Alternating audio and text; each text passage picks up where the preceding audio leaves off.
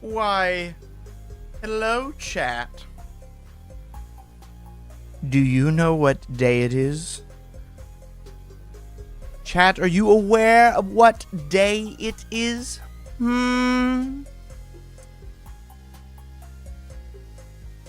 Why, hello.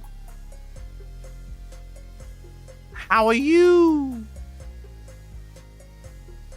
It's time. It's time.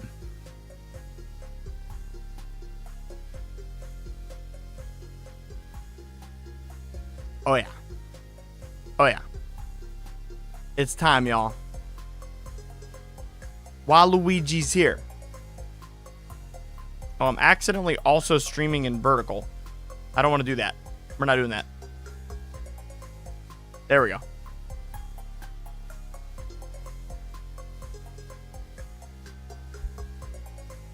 I need y'all to understand. I need you to hear me very clearly. What I'm about to, the words about to be ejected from my mouth, I need y'all to hear them very, very clearly. This is the shortest day of streaming. We are going to have all streaming extravaganza. Today, tomorrow, and Friday, between those 3 days, we have 57 decks.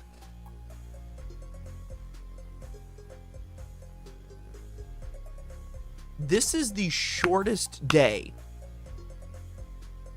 Yeah. I have been making these for the last 2 weeks while I've been away. Everyone who saw me at MagicCon, anyone who saw me on vacation when I was gone, when I was recording with other YouTubers, you found me in a corner at a coffee shop with my laptop out making decks. Whenever I played a game of Commander at MagicCon, you found me sitting there with notes, looking at someone else's deck going, oh, a patron ordered that. I got to write that down. That is all I've been doing. Like, that is it. That's why there's not a new video yet. I've been working on these. But we have 5 new videos coming out this month. We have 5 more videos coming out in the month of October, so don't you worry. Lots of new content. Wow! Yeah. Oh, wait. Hold on. We can do Waluigi time. Hold on. Wait a minute. I can one up us on that. Hold up. Hold up. Can I do this?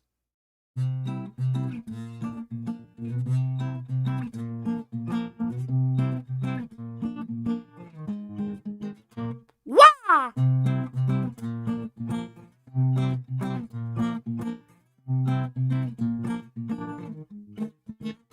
Wah! Hey. You don't make fun of Betsy. Betsy's a good guitar.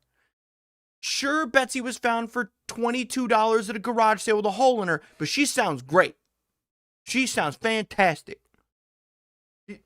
Look at this. Look at it. I mean, come on. Oh, God.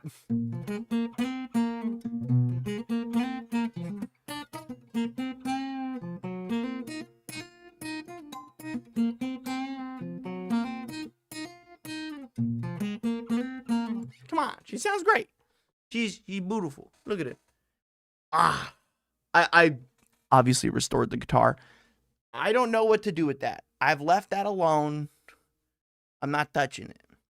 You know what song I'm surprised people don't ask for instead of Freebird is the Dire Straits, like Sultans of Swing, that like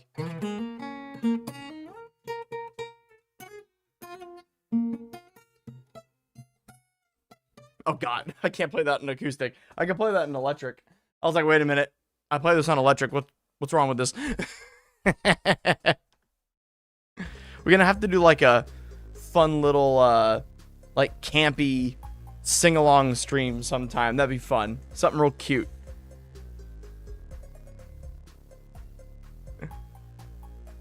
And immediately turned on stream. Let's go, Yam. Let's go. Yeah. So, today is not a charity stream because today we are doing the patron decks. And so I don't want to, like, take away from what the patrons have purchased by making it about the charity stuff. We are doing another charity stream every single month. Every month, we're going to be doing a charity stream. And every single month I'm reaching out to different brands and artists to supply more stuff for the giveaway. That's the idea. So every single month. Serpenting. I am going to change your mind about that. It is not hard to make a Wooburg mana base. I will change your mind about that. It is the lands and the mana you use. Yeah, there's a lot I could talk about that. You know what, guys? Let's get a document going here. What podcasts do you want from me? What kind of podcast do you want from me? Because, like, I feel like there's just topics y'all want to hear from me. What's a good podcast? So we got how to build Wooburg decks. Okay. What else? What's up, Joseph? The deck building juice is going to be an entire series. It is massive. That comes out hopefully before Christmas. I've been working on it for a long time. Yeah. What else? What are some other things? So how to build Wooburg decks. What are else? The how to build series right now will be on Patreon for sure. That's where I'm going to be putting it. Pros and cons of net decking. I love that. That's fantastic. You particularly enjoying your video format? Thank you, Anthony. You're going to get 5 more videos this month. Well, 6. Technically 6. Best synergy for each combo. I couldn't even answer that because I don't think there's really a best. Net decking means to go onto the internet, find someone else's publicly available deck list, and then play it. There's massive issues with that, and there's a reason I don't do it.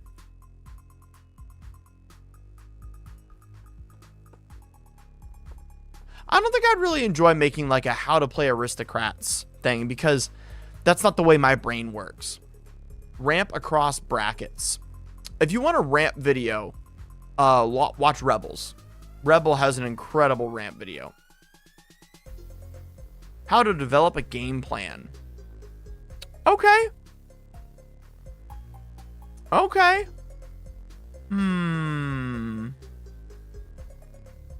Yeah, how to build from the bottom up is a massive series that I'm doing. Oh, Def, I wanted to ask if the September deck build request in the Discord is still usable. Yes, it's still I should have sent the new form out today. Oops. Let me do that. Threat assessment.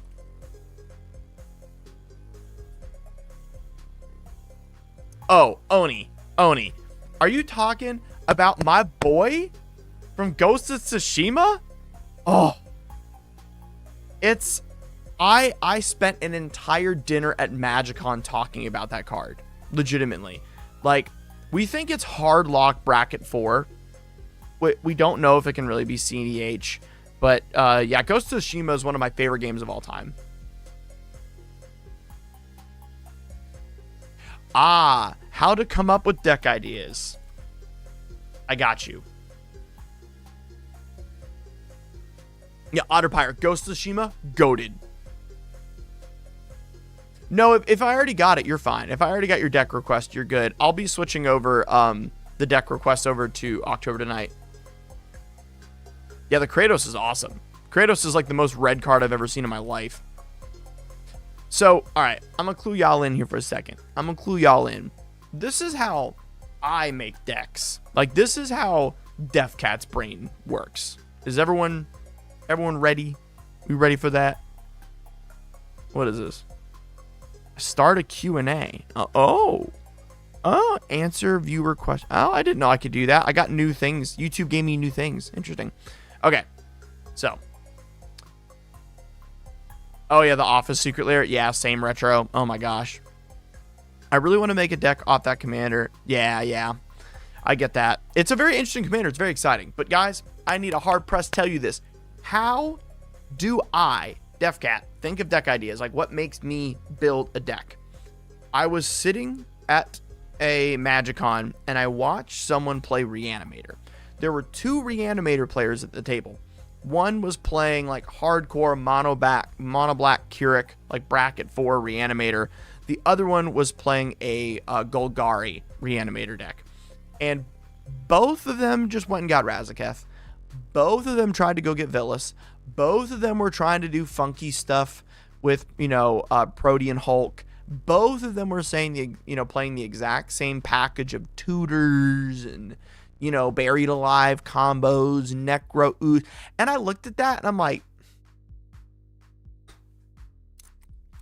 boring. Kill it. I don't like it.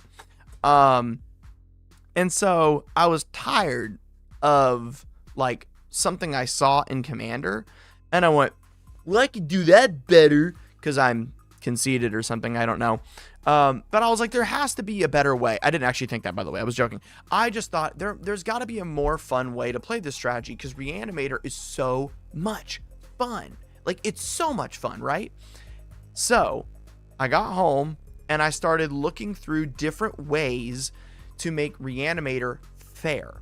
And eventually, after like hours of toiling on the subject, I thought, well, if I'm able to dictate what I reanimate, it's less fun. So I started looking into things that mill. And then I realized there's already an archetype for this. Self-mill into reanimate already exists. And it's cool and all, but it's pretty overdone. And then I went, wait a minute. What about surveilling? Now there's like kind of like some skill level to it. Like, what do I keep on top of my library? What do I surveil into my graveyard? And then I can like somehow choose it and all like that. And eventually I got to the idea that, I'm going to be able to use like top deck tutors with that and then surveil it and then reanimate it. And it's like, that way it's more like lower bracket friendly. It takes more steps. It's more interesting to watch. It takes more skill. And like, that's how the Blind Demon came to be. Which, for those of you who are always asking, like, hey, I want to see these games or these decks in play. The reason I don't do a gameplay show is I get asked to go on people's gameplay shows so often. And I think the allure of me playing one of my famous decks on their channel will help them get more views. And so it's like something I want to do for others. So tonight, I will be playing the Blind Reanimator on Tappy Toeclaw's stream. So there's a little rant for everybody. I like that. Just the Disgustingly Resilient podcast. Yeah, balancing fun versus function. I love that. How to balance fun versus function. Now, here's the thing, everybody.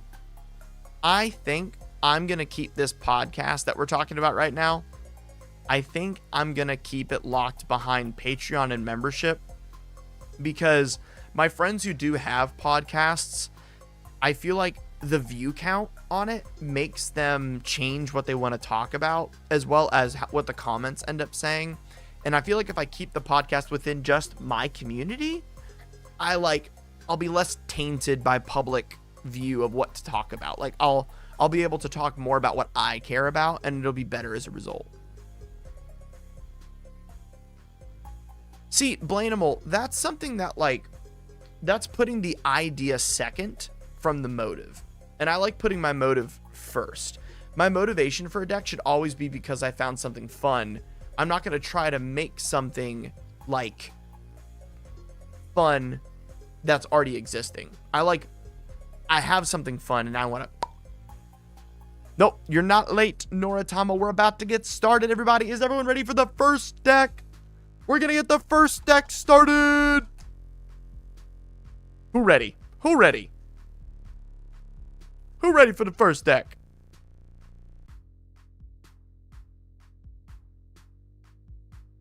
Mads, what's up?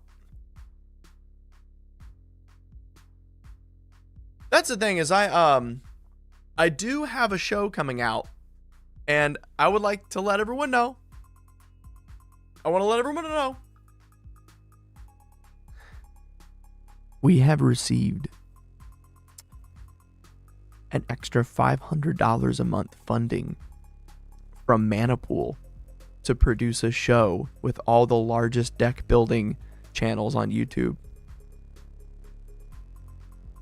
Vito! And I am currently in talks with Moxfield in helping fund the show. I've got 3 other brands coming together to help me fund the show. We're gonna pay our editors well. We're gonna pay our guests well.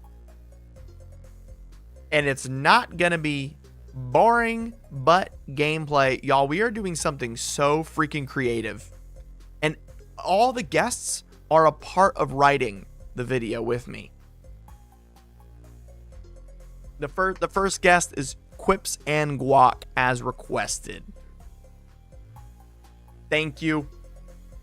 Disgusting Resilient.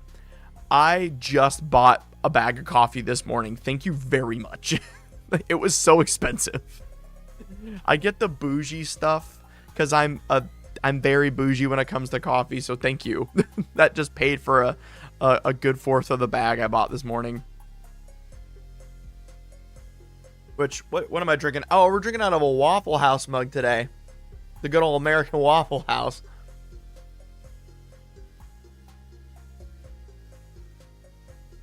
Oh, Joseph, yeah. So me and Moxfield just had an interview Monday. So will you be having any CDH content, or will that be reserved? No, Taro, I do have CDH content, including I am gonna be on Play to Win this November playing some CDH. Be ready.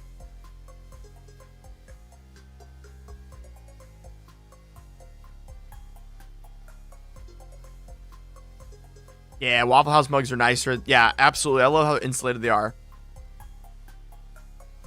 That's so awesome, Blandable. Yeah, I love Waffle House. What's up, Judas? What's up? Gabe Wallace. Let me give you a little Architect versus Moxfield for a second. Okay. Architect. Very good at searching cards. Very good at recommendations. Moxfield. Good at searching cards, good at searching decks, good at recommendations. But Moxfield, you can test the decks, you can tag things properly. Like, Architect is like trying to keep up with Moxfield. Like, Moxfield's constantly innovating and they care about their employees a lot.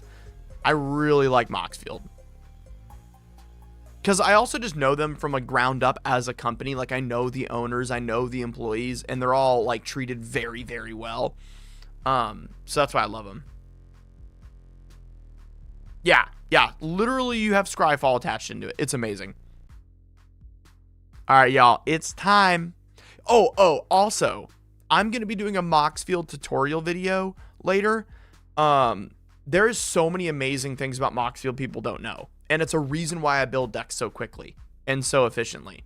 We'll get into that, though. But, all right, guys. It's time for our first deck. Let me finish my coffee.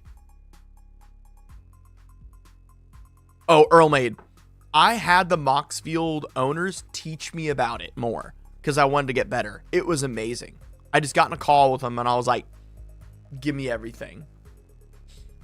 You need to start using global tags. Yep, absolutely you do. All right, y'all. Our first deck of the day is for Ren, and it's going to be an interesting commission. Let me pull up my my commission tab here. Okay, everybody.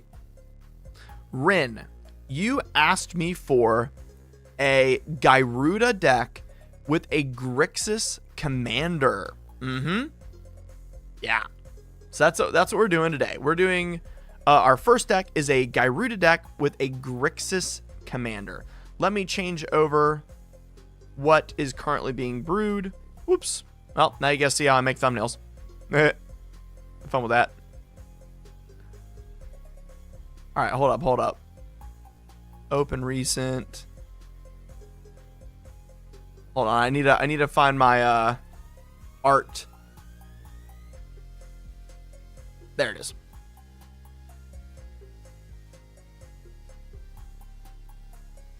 It's back. It's back day in the gym. Oh yeah. All right, here we go. Crazy work on this guy. Oh my goodness. What's up, Joshua? How you doing? Yes, everybody. I just drank soup all day yesterday. That's all I did. I had like soup. I took care of myself. I rested. I watched like an old favorite anime. It was great. It was a very good day off. I'm glad I didn't stress myself out because I made better decks all day. Okay. Our first deck for Rin, the request was, hello DefCat, I did a pre-write to the guidelines I have, and I would like it as described. Bracket of either upper 3 or 4. Absolute maximum deck value 500 euros or lower. Gyruda as the companion, no expensive fast mana, preferably a Grixis colors or 4 to 5. It should consist a lot of blue clones, not be too slow as a whole. Infinite combos only by accident with like 3 of 1 of effects and cards. Other than that, it should be interesting with replay value, no Krenko, no Geshaft style, do one thing. I hope there is still a good amount of artistic liberty, and I look forward to your input. If it helps the game plan, my restrictions are discussable. Welcome, by the way, Kazogan. I just realized I need to get my Streamlabs thing up for you guys, so that way I can see when you follow and such. My apologies. There we go. And then I get a window capture going. Alert box. There we go. Awesome. There we go. Now I can tell when anyone does anything. My bad, guys. Okay. So. Oh, yeah. Yeah, Sieges and Green Goblin. Ooh, that's good. That's good. Here we go, y'all. Here we go. Yeah, I use OBS, yeah. So, Siedrus the Traitor King. Each creature card in your graveyard has Unearth 3. The idea is that a majority of the cards that we're going to mill with Gyruda into our graveyard, we can then reuse by using Siedrus. What's up, Firm Conviction? Thank you for following. We are also going to be using things like Displacer Kitten in order to flicker a lot of these things that come in and make copies, allowing us to restart the Gyruda chain and or replay different effects that we like, such as copying our opponent's things with Sakashima. So that is the general gist of like a Grixis Gyruda deck, but then we also want the ability to consistently re-ETB Gyruda so hard that we mill out our opponents without milling out ourselves, and we use Kozilek. So we have the copy Gyruda. We've got being able to shuffle our stuff back in, and then, if possible, we have a 3-card combo with Mikaeus the Unhallowed, where we can put other non-human creatures we control get +1/+1 and have Undying. The idea here is if we end up finding it, we can put Walking Ballista onto the battlefield, kill it, and then Mikaeus will bring it back because it'll have Undying. So that is the only infinite combo that you luck into with this deck, as I discussed in our little upbringing here. It is supposed to be powerful. The companion mechanic. Actually, okay, Earl Made. Gyruda Doom's Depths says your starting deck contains only cards with even converted mana costs. So that means that all of our cards in our deck have to be even mana. Then, when Gyruda enters the battlefield, each player puts top 4 cards of the library into the graveyard, Put a creature card with even converted mana costs among those on the battlefield under your control. The idea is that Gyruda gets to exist within an additional exiled zone called the Companion Zone. You may pay 3 mana to put your companion from that zone into your hand so you can cast it. But the reason it says that there isn't... oh, Judeus, yeah, I can explain the infinite in just a moment. One moment. So the reason that Gyruda doesn't say pay 3 mana to put this into your hand is that is an eroded like ruling within Magic. Basically, the companions were like way too powerful, and so then they were like, okay, instead of casting it from the zone like a commander, you're gonna have to pay 3 mana to put it into your hand and then cast it. So that is how that works. Let's show you guys some of the fun stuff in here. So Cabal Ritual, because we're going to have a lot of cards in our graveyard, make a lot of mana. We're going to be using flexible things like Everflowing Chalice because we have to, you know, keep to the Even Steven stuff. And, oh yeah, sorry, the infinite combo is Mikaeus the Unhallowed. It says whenever another non-human creature you control dies, it gets Undying. And so, since Walking Ballista is a non-human creature, whenever it dies by removing the +1/+1 counter from it, it will come back with a +1/+1 counter due to Mikaeus. Yep. The good old Michael Bolt combo. So this deck also has a lot of ways to then mill and then be able to return things from our graveyard onto the battlefield, which is awesome. We have ways to delve away the cards that we mill that we don't want anymore. We also have a strategic planning, which does the same thing, which also is a gorgeous card, as we learned in our last unboxing video. And then for the most part, we are going to be looking to, the Mikhail Bolton combo. We also want to know what we're milling, so we're going to be manipulating the top of our library with Scroll Rack. Then, we want larger cards that do get less and less due to what's in our graveyard. So we have the Cauldron of Eternity. Yeah. Very fun. Obviously, our commanders both cost a lot, so we're going to be using Heartless Summoning. That way, we can cast them easily. You're going to want to get rid of Heartless Summoning if you want to do the combo, though, with Walking Ballista. Just an important thing. I'm a noob, so any intro beginner guides and medium level strat guides overall will be helpful, but I'm just a rookie. All right, Major. Totally. Definitely can do that. I'm assuming you're responding. You're probably watching the stream from the beginning right now. Whenever any creature is put into your graveyard from play, put that creature on top of your library. Everyone know about this card? It goes infinite with the new Gwenum. I didn't know if they wanted it in this deck, so I'm just letting you know. If you want, you can go infinite with Walking Ballista with this, if you would like. So, just as a, if you want it. It's going up in price, very fast. So, that's why I suggest getting it now before it is like an unreasonable price and you can't get it. Because I'm like, pretty sure it's on the reserve list.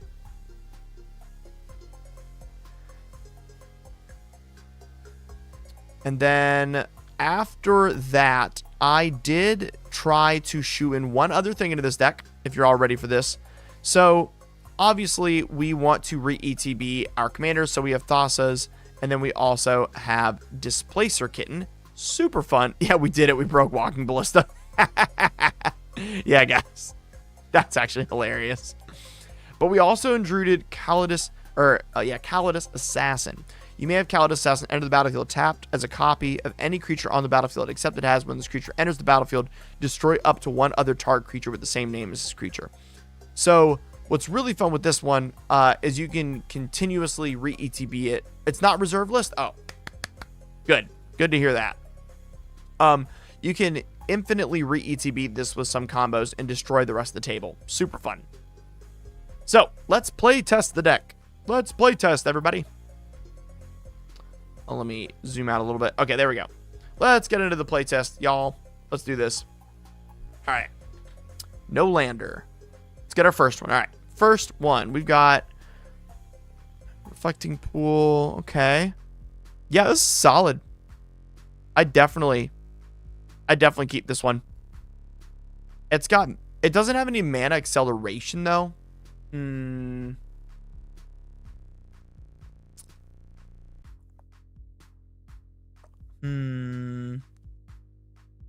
mortuary reprint coming in the Iron Maiden Secret Lair. Is it? Yeah, it's got no blue, but we do have good card selection in here. Here's my thought process. We have 4 mana. We do have an expensive commander. We have Tormenting Voice to draw cards, but we didn't draw any fast mana, like nothing that's going to help us accelerate. But due to this trying to be more on the relaxing side, we do have Logic Knot. And as long as we get blue mana and we've got cards in our graveyard, it can be nice. But in general, I think this one can get the distance. Glad to see you back and going through decks. Fingers crossed, Monarchish being on the selection today. Ooh, yeah. All right. Let's do this. All right. Command Tower. All right. Next turn. Red. Tormenting Voice. We're going to get rid of this Reflecting Pool. Draw 2 cards. Awesome. All right. Turn 3. Island. Talisman of Indulgence. And then we're going to copy someone's Mana Dork. Because, let's be honest. By turn 3, someone has at least one creature that taps for mana in a game of Commander. We've all been there. Okay. Then we are going to cast our Commander, Cedrus. And that we're doing this because we don't want to draw attention with Gyruda. Because Gyruda comes down and immediately makes the table go, ah! You want to cast Cedrus first. Because now if we do mill anything we really want, we can use the Unearth ability from Cedrus. And there's an Animate dead. Alright. I guess we can cast I guess we can cast Gyruda. I mean, it's alright. It's alright, you know. Alright, Gyruda coming down. Enters the battlefield. Each player puts the top 4 cards of the library on into their graveyard. 1, 2, 3, 4. We did not hit a copy spell. That goes into our graveyard. That is fine. Oh, I actually put them in there. And then we are going to cast our Caladius Assassin, copying Gyruda, and then we'll get to destroy Gyruda because of the legendary rule. It'll go into our graveyard. We'll do the top 4. We'll get to put Ransack the Lab, put the top 3 cards of our library. Put one of them in your hand, rest in our graveyard. We're going to put Dragon Skull Summit, put that in a graveyard, pay 2, Animate dead, and we're going to go grab Gyruda. That'll kill Caladius Assassin. And or we can unearth Gyruda. Yeah, we'll unearth Gyruda, actually. We'll pay 1 extra mana to unearth it instead. Mill 4, get Sakashima. Mill 4, get Sakashima. And, yeah. There you have it. We now have enough to mill out the entire table on turn 6 due to Cedrus being able to unearth our own Gyruda. How we like that? How we like that? I know. That one out of nowhere. It's turn 6 and I was told to do upper bracket 3. What you gonna do? I mean, come on, chat. Are we okay with this? Is this something that we're all right with on our heart? Are we okay with the turn 6 and upper bracket 3? I feel like right now we're pretty happy with that. I'm just saying. So let's get into the weeds a little bit here. Let's get a little bit more into here. All right.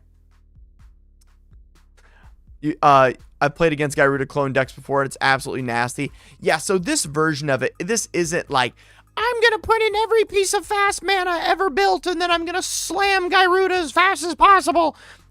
No. Boring. We want the ability to reoccur it. We want Cedrus unearthing things, cooking up that graveyard, baby, that gravy going. That's what we want. So let's try it again. Let's make sure what we just did wasn't a fluke, you know. Let's just make sure we're not crazy, you know. Let's try a new handout. Let's see here. Let's draw a card. We'll do a mountain. Actually, we'll do Myriad Landscape. Just have it come in tapped. We ain't doing anything turn 1 anyway. Next turn, Morphic Pool into a Talisman of Indulgence. All right. We'll do a mountain. You know what? Let's get some draws going. Let's get a little bit of draw going. All right. Let's tap 2, Thrill of Possibility. As an additional card, discard a card, draw 2 cards. We're gonna discard the Wild Magic Surge, draw 2. Not bad, not bad. And then we're gonna pay 2, and we're gonna do Felwar Stone or Cathartic Reunion. I think we want the Felwar Stone. Yeah, because we're not copying yet, so we'll do that. All right, next turn, we can either cast more draw spells or some clone spells if our opponents have played anything we like. You know what I mean? We got to get into that soup. But I think for now, ransack the lab, and we'll put a land into our hand, put that in a graveyard, put a land out. Then we'll do Cathartic Reunion with our red. We'll discard 2. Bonk, bonk. Put those in our graveyard. And then we'll draw 3 cards. And last but not least, we'll put out a talisman. Now, zombie, turn 6 in upper bracket 3. How far behind am I? Is like my stream's got to be super behind. Because I said this ages ago. Oh, goodness. I'm reading chat, but I think it's like really far behind what I'm talking about. Is that my chat being slow? Uh-oh. Yeah, but turn 6, upper bracket 3, lower bracket 4. Oh, okay. Good. Yeah. The win is upper turn 3, lower bracket 6. Yeah. Okay. So, turn 5. Here we go. All right, you ready? Are you ready? Let's get into the next turn. This would be bonkers. Play a land. Cabal Ritual. Make 5 black mana because we have more than 7 cards in the graveyard. So let's show this out. We got 5 black mana in our pool. 1, 2, 3, 4, 5. We also have access to 1, 2, 3, 4, 5, 6 mana. We got 6 mana sitting here. Yeah. That means we can cast both. We're 1 short from doing both, but that's okay. So we'll cast the Gyruda using the 5 black mana. And 1 more. We'll mill 4. We'll look through our graveyard, and we'll hit the Phyrexian Metamorph. And we'll do it again. 1, 2, 3, 4. And we hit, Walking Ballista. Oh my gosh. Y'all. This is hilarious. Okay. All right. We'll take the Walking Ballista, giant air quotes, and let it die. Yo, what's up, Blanimal? Thanks for following. Totally fine. Blanimal hitting with a sub. Thank you for subbing, Blanimal. Heck yeah. What's up, Kanan? All right, y'all. Mikaeus comes out with our remaining mana. Right? Next turn. Play a land. Play our commander. Prime subs for life. And then on turn 7, we can use Seedrus Unearth ability to unearth the Walking Ballista. It'll come in with the +1/+1 from Undying Mikaeus, and we can go infinite from there. That is so much fun. So, like, this is basically what I'm getting at with this deck, y'all. If you want to play a fun, like, Gyruda deck that, like, really churns, Seedrus plus Gyruda, massive. Just massive. It is so much fun. Because Seedrus ends up being, like, this backup to Gyruda the whole time that whenever you mill anything you want, you can keep getting it back. Absolutely just amazing. All right, y'all. Time for the next deck. Y'all. Marisi, Breaker of the Coil. Let's read out the request. Yeah, turn 8 win in bracket 3. It can go as low as turn 5. For bracket 3, that's awesome. Because they said upper bracket 3. That makes sense. You know, I feel like we, like, are properly existing within the confines of what's socially fun and enjoyable with that, you know? All right, everybody. So, Marcy, my bad. The deck request for this was from Jay Juan. Jay Juan said, I've looked into... Oh, never mind. This isn't Jay Juan's list. This is Pablo's list. Sorry, let's go find Pablo. All right, Pablo. You asked for Marisi, Breaker of the Coil. You said, my girlfriend thinks I'm secretly a furry.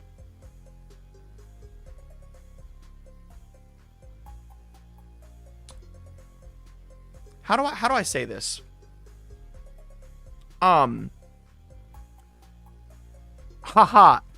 Hi, Def Cat. My girlfriend, I know, crazy, thinks I'm secretly a furry. So to prove her wrong, I'm just gonna ask you to make me a furry deck. I know, she's so weird, so quirky. I'm not a furry. I'm not. I promise. Marie C. Breaker of the Coil. My girlfriend thinks I'm secretly a furry because of my extensive knowledge on the subject. Bro. All right. So I'd like, by the way, I'm not judging. So I'd like a deck built around anthropomorphic furry people. I'm still not judging. I don't mind if you focus on the uncounterable combat phase shenanigans or the goat or whatever you want to build this deck around. You get a fully artistic liberty pass. I just want to raise an eyebrow when she plays the deck. Oh, and by the way, I don't have anything against the Fury community. It's just that I'm a weeb, not a furry weeb. Thank you, Pablo. Thank you, Pablo. I'd like to see a live deck build, maybe a collab. Ah, yes. Can do. I feel like so many people are watching stream from beginning right now. I feel like that's what the comments I'm seeing are.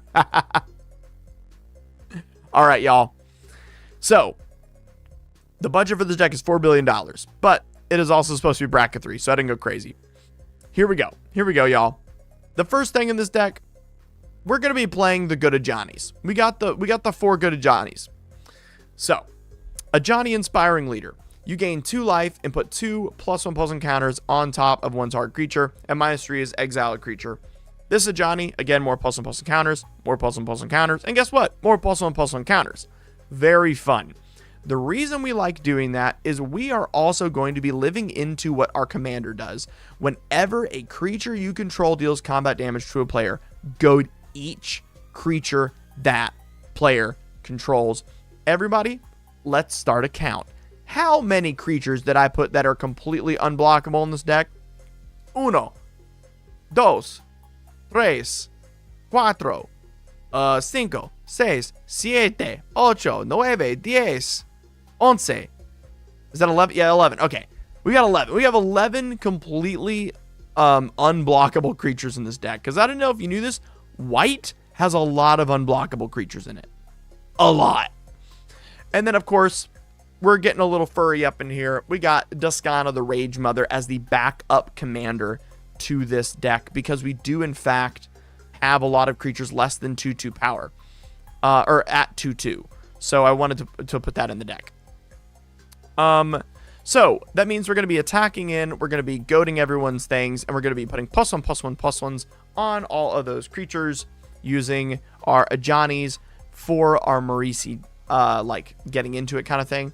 But it says your opponents can't cast spells during combat. So what we are going to be doing, you know, I got those Spanish skills. Hey, I'm just saying, y'all. I'm a good Christian. I go to South America once a year. I used to go to South America once a year to help build dentist offices. We gotta go help people that are in need, and you gotta have Spanish to do it. Of course, I'm gonna learn. But yeah, no, seriously, if you guys are ever thinking about doing missionary work, please go help build dentistry offices and optometry office that are like free service to those that can't afford it. People need their teeth and they need their eyes. That's something we need help with.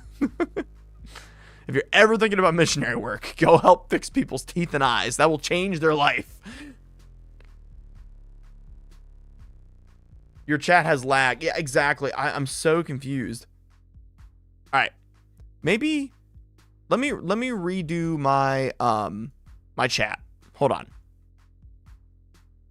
Let me fix my chat window. How do I open my chat box? I just realized I've had it opened since I got one.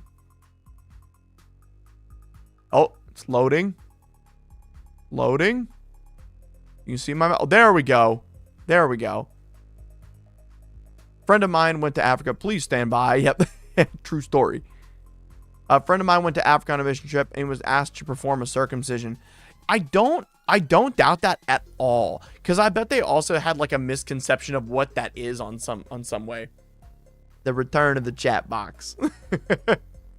So let's play test this deck, y'all. Let's get into why this deck is fun, why you should be playing this deck. And for the most part, what I like to do when mulliganing for this, and you guys know like this, I am never going to be some boring butt YouTube streamer that tells you guys, here's a cool deck list, please pay me. Gay. Nah, not even. The reason that, the bird deck's today. The bird deck is today, Samson. I'm so excited to show it to you. It's so awesome. I cooked so hard on the bird deck. I'm so excited for that. Anyway, I ain't gonna be no boring but YouTube deck builder. Hey guys, here's a deck list. Derp the der. It's not chocobos. I'm way cooler than that. So, not that chocobos are lame, just that like I'm more creative than that. If you want to learn a deck, I am never in a billion, trillion, quadruple woodoo years ever just gonna hand you guys a deck list. I'm gonna teach you how to play it. For the custom decks, do we need to request a specific commander? Oh, no. You can literally tell me, hey, here's money, please build me a deck. And that's all you need to tell me. You can be as detailed or as vague as you want. So, in order to properly play this deck, always mulligan until you find a creature that won't be blocked. Gingerbrute and Spirit. Awesome. We have one. This is where we can stop mulliganing. We only have two lands, but we also have a mana dork. And then we have things to play in between. So this will help a ton. It's only a 4 mana commander. We already have 3 in hand. This is perfectly fine. So first turn, draw a card. Play Exotic Orchard, Delighted Halfling. All right, next turn, we're going to play a Plains, and then we're going to probably play something that can give us an advantage outside just Shadow. So let's see here. What else do we have? We can do... Oh, here we go. We can play the Dryad, which has non-basic Landwalk, and the Gingerbrute. There we go. All right. Now we pray to God for a land. Oh, okay. If this isn't an allegory for what prayer is like, I don't know what is. God, please give me strength. This is a man named David praying, by the way. God, I'd like to be stronger. Okay, my son. Here's a Goliath. That'll make you stronger. Something to go up against. I asked for a land. We got Nature's Lore. It's technical. We'll tap this for a Nature's Lore. Go get a forest. And put it on the battlefield. Oh, whoops. I can't. There we go. Yeah, awesome. We got our forest. And then we're going to pay 2 for nothing, because nothing costs 2. We're going to attack it with Gingerbrute because it's funny. All right. Turn 4. Cast our commander. And then we're going to attack 2 people. And now we have 2 people on our opponents that are completely goated. We have officially accomplished what the deck wants to do by turn 4. We got a little unlucky with the lands there, but yeah.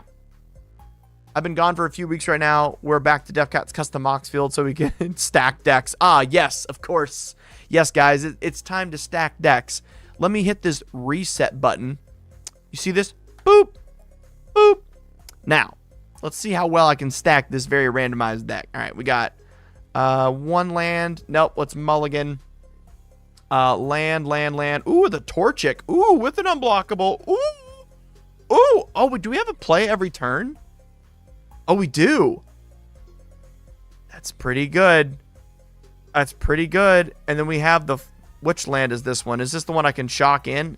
Yeah. Ooh. We got 3 lands. We have a play each turn. I think we keep this one. It's not bad. All right, let's draw for turn.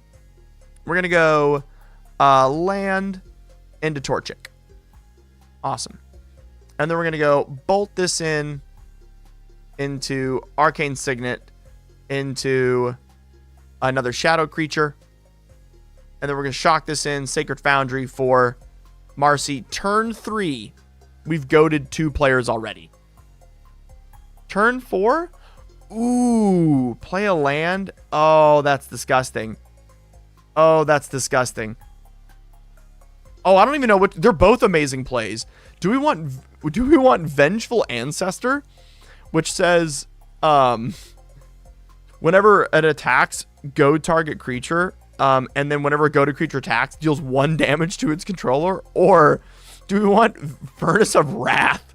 If a source would deal damage to a creature or player, it deals double that damage instead. Oh, dear God. That's disgusting. Ooh. I think we want the Furnace first. As long as as long as Marcy can attack one of the other 3 players, and then these 2 can get in because they're unblockable, then we play Furnace of Wrath for 4, and then we attack in, and we've goated each person. Plus, they take double damage. And then next turn, now that they're all goated, we can either Austere Command if we want to destroy all their artifacts. That way, we can, you know, like keep them below us and like are unable to board wipe. Or we can Vengeful Ancestor, and they take 2 damage per creature that attacks, and they're all goated, so they have to. Just disgusting. This deck is disgusting. Dear Lord.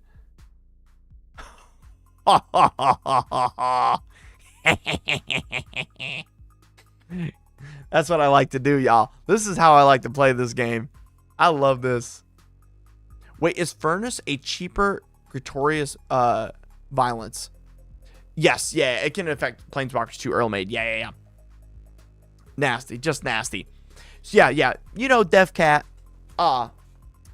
Stacking decks, totally, y'all. The chicken doesn't have unblockable. No, the chicken has flying and haste, and it's a lot harder to be blocked. And then if you attack with 3 or more creatures, you can pay 2. If you do, return it from your graveyard to your battlefield with a +1/+1 and attacking. Yeah. We are going to be talking about that card this week, Gabe. Or I think today, actually. Yeah, it can't block. Yes, Blaneable. And then we have another unblockable shadow creature in our hand if we really need to cast it. All right, everybody. Ooh, our next deck is for Notaro. Let's find what they asked for. Notaro, you asked for... oh, yeah, let me change the commander thing, get the Moxfield Close thing going here, and let's talk about Shadow and why I chose it as your commander. Because you are not playing a regular Shadow deck. That is not what was requested. In fact, you didn't even request Shadow, technically. But you did at the same time. We'll get into it. We'll get into it, y'all. Don't worry. We're getting into it. Mau, what's up? What's up, Jason? Mau. I like that. I'm using that. Mau. That is like hello for cats. We're using that from now on. I love that. What's up? All right, Notaro, it's your time. All right, you said, I built Samut, Vizier of Naktumen deck a year ago as a haste thematic, but I couldn't get it right. Open to any commander or color identity, though, that fits the theme. Originally tried to build a Ball Lightning themed deck and ended up with Samut to lead it. While trying to brew it, I got the theme. It felt left behind for strictly a haste deck. I would love a haste deck that can actually win. I found that it gets a great start but stalls out mid-game. Yes! Yes, yes, yes, yes, yes! I still have this list if you want to reference it. Ideally a bracket 3 deck, but my pod is all CDH players, and some of them struggle with building lower power decks. And that is why I built You Shadow. This deck can easily move up from bracket 3 to 4. So, the idea, of course, and as you said, we're not doing any instant win combos except for the dual caster line that you like. That's the only one we added.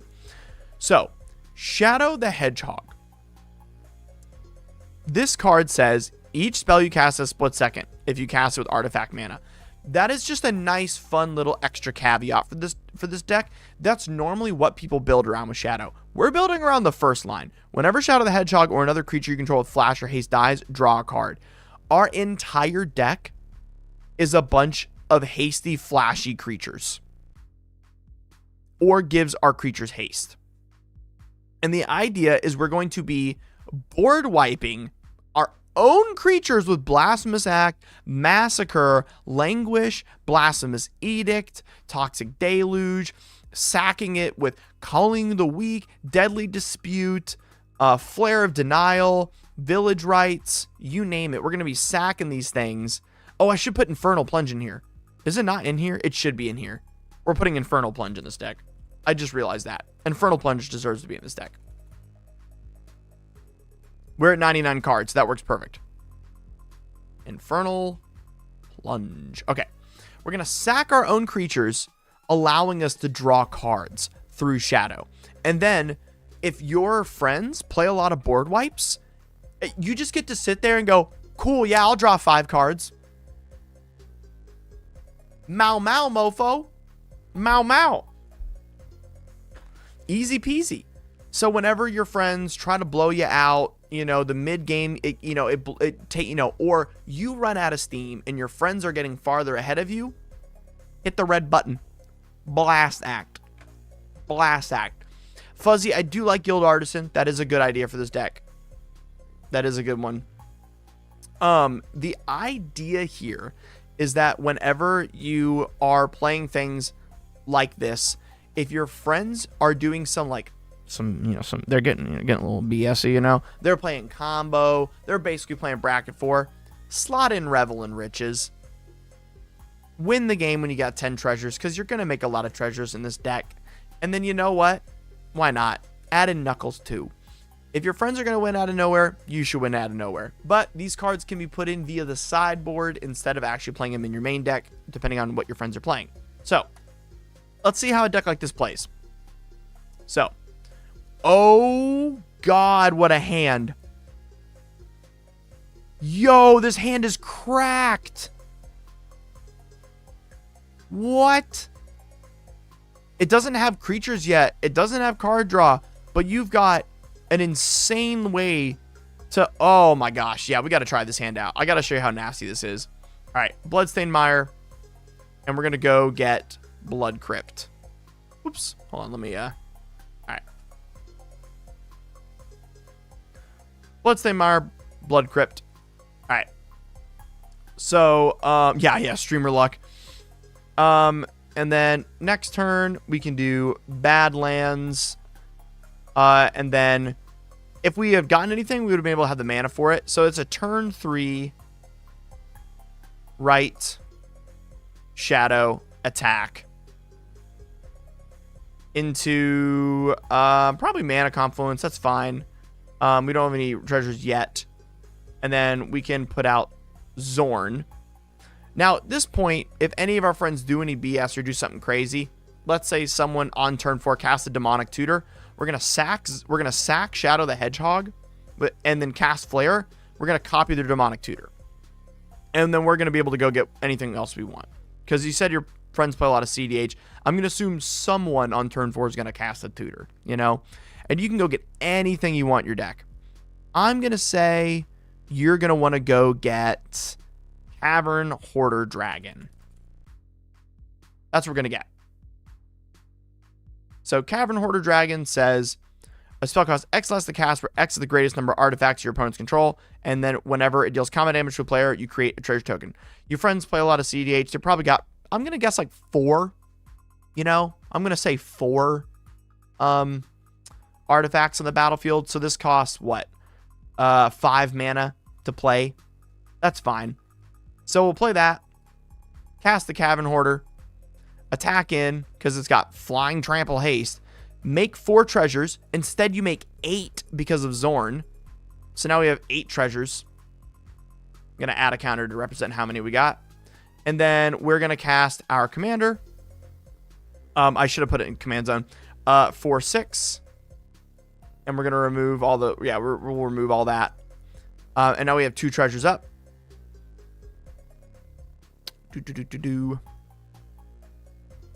And so, yeah. Turn 1 Valakut was an option too, yeah. I liked the idea of waiting on Valakut if we really needed to. But put any number of cards from your hand on... Oh, I didn't play it. I did not mean to play it. I meant to play this land. So next turn we can use this to draw cards. And that's what we want to do right now. Yeah, cool. It's a bunch of lands. We don't want that. Now we're going to pay 3. We're going to use 1 as a treasure so it's uncounterable. And we're going to put all 4 of these onto the bottom of our library. And then we're going to draw 5. Awesome. Now we got Twin Flame. Oh, God. Twin Flame Cavern Hoarder Dragon. Bro, that's disgusting. Ew. Ew. Yeah, it's nasty. Yeah, that's awesome. We're going to have just a billion treasures. And then we have Zealous Conscripts. And then we're going to be able to do Zealous Conscript things we want. We also have Warren Soul Trader. Pay a life, sack creatures. So if someone attempts to board wipe us, we can sack all of our creatures and then draw 6 if we want to. That is an option. But the idea is that this is super resilient. And then eventually you are going to want to go get one of the cards we talked about in the list, which is either Magda to go get our dragons, or we're going to want Knuckles or Revel in Riches to win the game, and or the dual caster combo, which is you cast Twin Flame, targeting something, but then you flash in Dual Caster Mage, copying Twin Flame, giving you infinite hasty Dual Caster Mages. So yeah, it's nasty. This deck is just nasty. Dear God. Paying the kingdom tax. I hope my package arrives on time, but good luck on the marathon today, sir. Also, Rev deck you made me costed me my friends.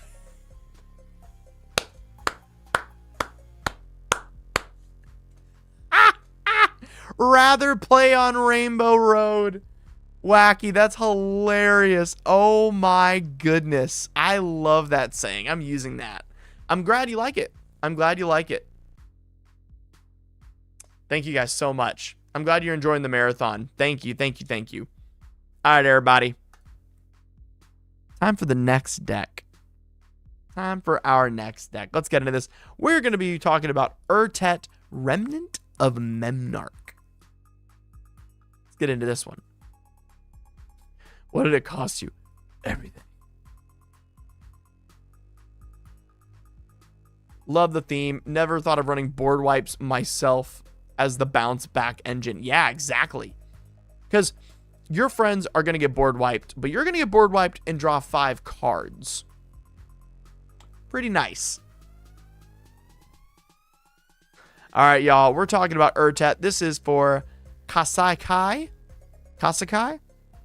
And Kasakai, your request was Urtet, Remnant of Memnarch. Hey, DefCat, I would like a deck that takes advantage of Urtet's untapped mechanic and generates a wide token board with maybe some alternate win cons. Are y'all ready? Are y'all ready for this weird one? Is there still time to send you cards to be signed? Yes, absolutely. Please do. So effectively what happens is if your card does not arrive by this Friday for the big signing and altar stream, I will keep it for the next one. We're going to do one every single month. No worries. What do I think of Marvo Deep Operative? Marvo Deep Operative.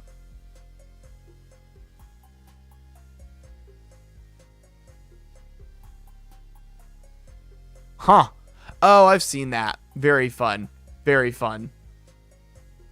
That's a fun card. All right, y'all. Urtet.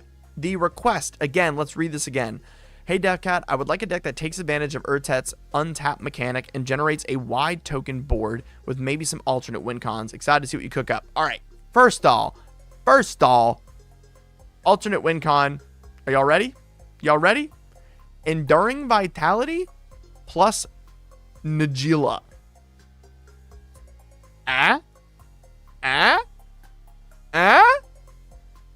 Urtet says, at the beginning of combat on your turn, untap each Mire token we control. So we're gonna untap all these, right? And then we can tap them for mana to pay for Nagila. How do we feel about that? How do we feel about that? On the Surveil Precon. Very nice, Pocket GM. So, the idea here is to play as many of the Mires as possible. Mirrors, Mires, whichever way you like to say it. And then we're going to be slamming Enduring Vitality and Nagila to go for infinite if we like, or just using Mirror Entity with an insane amount of mana in order to go into it. So, at the beginning of combat, you untap all the Mires. That means we're going to be tapping all these for an insane amount of mana, then pumping it all into Mirror Entity and attacking. I was on a budget for this deck, so there's definitely cards like Coat of Arms you'd want in here that aren't in here due to the budget restrictions. But then we still have all the Mirror, Mire, Turbines, Matrix, and then ways to Skull Clamp them to draw cards. If you do have the budget for it, I highly suggest getting Kennen and then Basalt Monolith. Kennen would be amazing in this deck, but again, we're on a budget restriction, so I had to cut Kennen. And then the Incubator is amazing. 6 generic tap, sacrifice Mirror Incubator, search your library for any number of artifact cards, remove them from the game, put that many 1/1 Mirror artifact tokens. This instantly wins you the game. Instantly wins you the game if you do it in someone else's end step and you have Mirror Entity. Instantly wins you the game. So that is the other way to win. Because you will make a total of, I think it's 48. Yeah, you'll make a total of 48 1/1s onto your battlefield. And then you just pay like 4 mana into Mirror Entity. And then you have 48 4/4s. So let's play test this.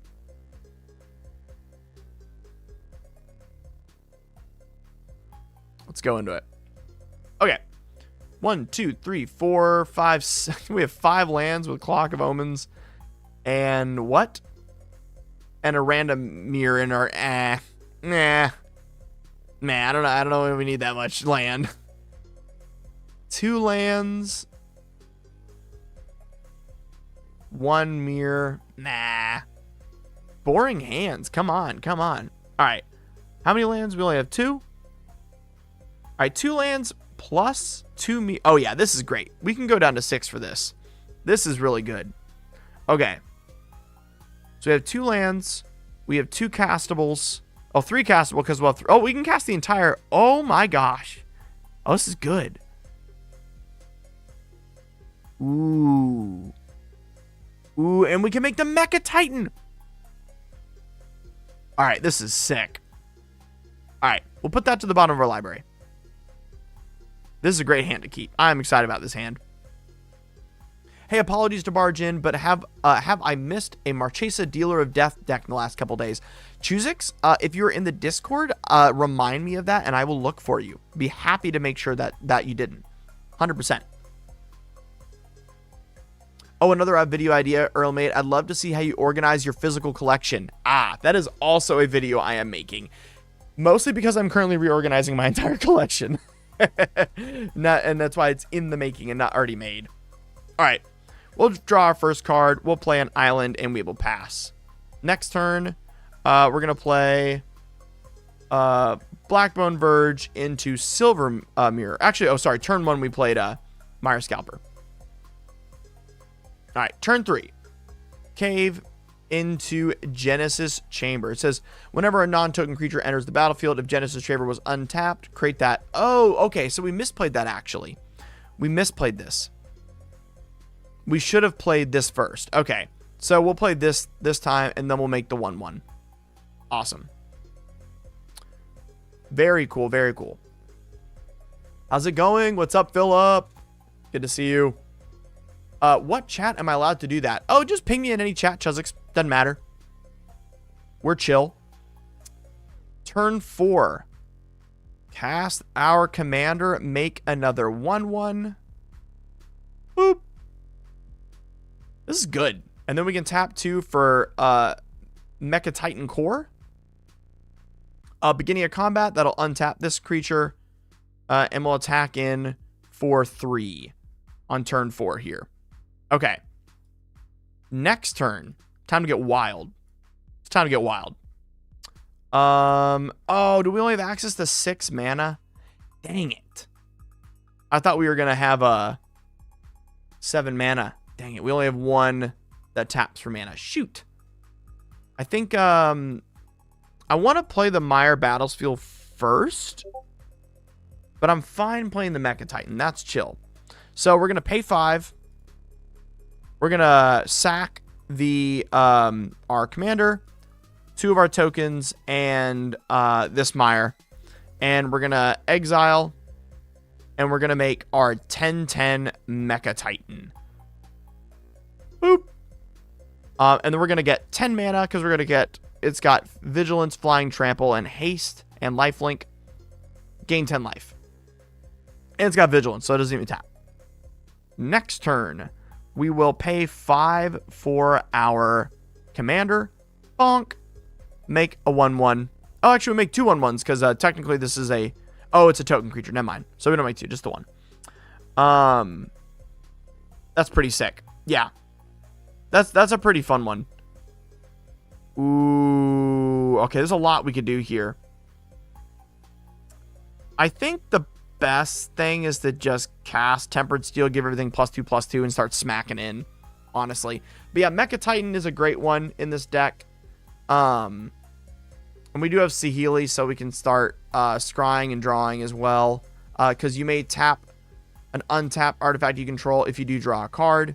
So we'll tap, draw a card, and then we'll scry after.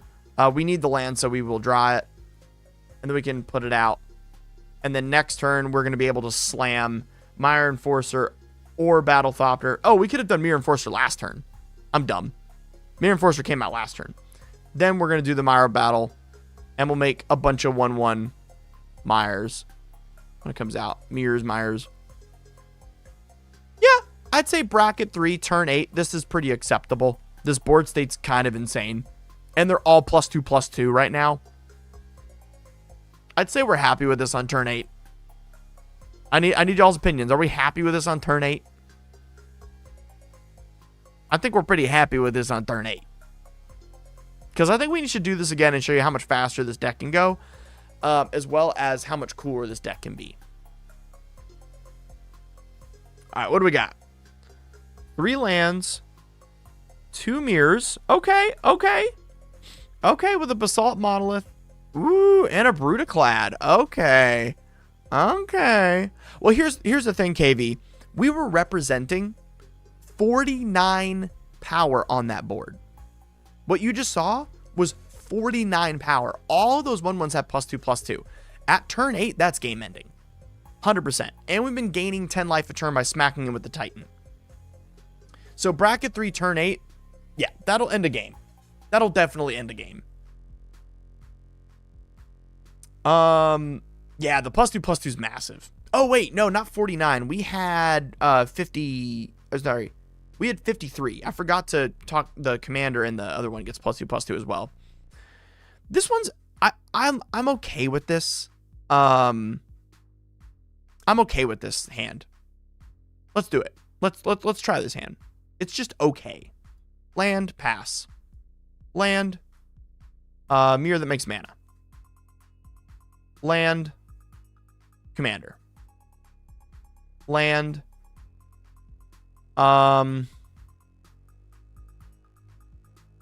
Forsaken Monument. Okay. It's time to go off. Turn 5, bracket 3. Yeah, time to start popping off. I'm going to pay 2, cast this mirror. We're going to pay for it by tapping this and making a colorless, and Forsaken Monument gives it to us. Whenever you cast a colorless spell, gain 2 life. And then we make a 1/1. Bonk. Then we're going to do the same thing. 1, 2, 3, 4, 5. Add the extra colorless. Brutaclad comes in. Make the mirror. And at the beginning of your combat, make a 2/1 Phyrexian Mire. Bonk. And then you may choose a token. If you do, each of the token becomes a copy of that token. And we're all going to become 2/1s. They all untap at the beginning of combat. So yeah, turn 5 we popped off pretty hard. Pretty hard. Next turn, we're simply going to tap and put 3 +1/+1 counters on each mire we control. Yeah. That's a lot. That's a lot. Now, I'm not going to alarm you guys. Did you notice we have infinite mana right now? Did anyone catch it? We currently have infinite mana. We're not going to stress our friends out by that, and we're not going to tell them. We got infinite mana in our hand right now.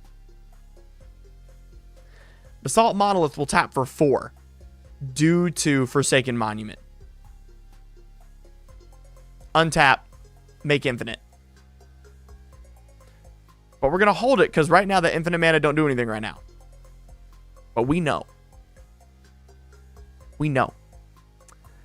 Before I go into this next turn, and obviously due to streamer luck, get something crazy, which by the way, let's shuffle the library twice. 1, 2. We're just going to streamer luck this.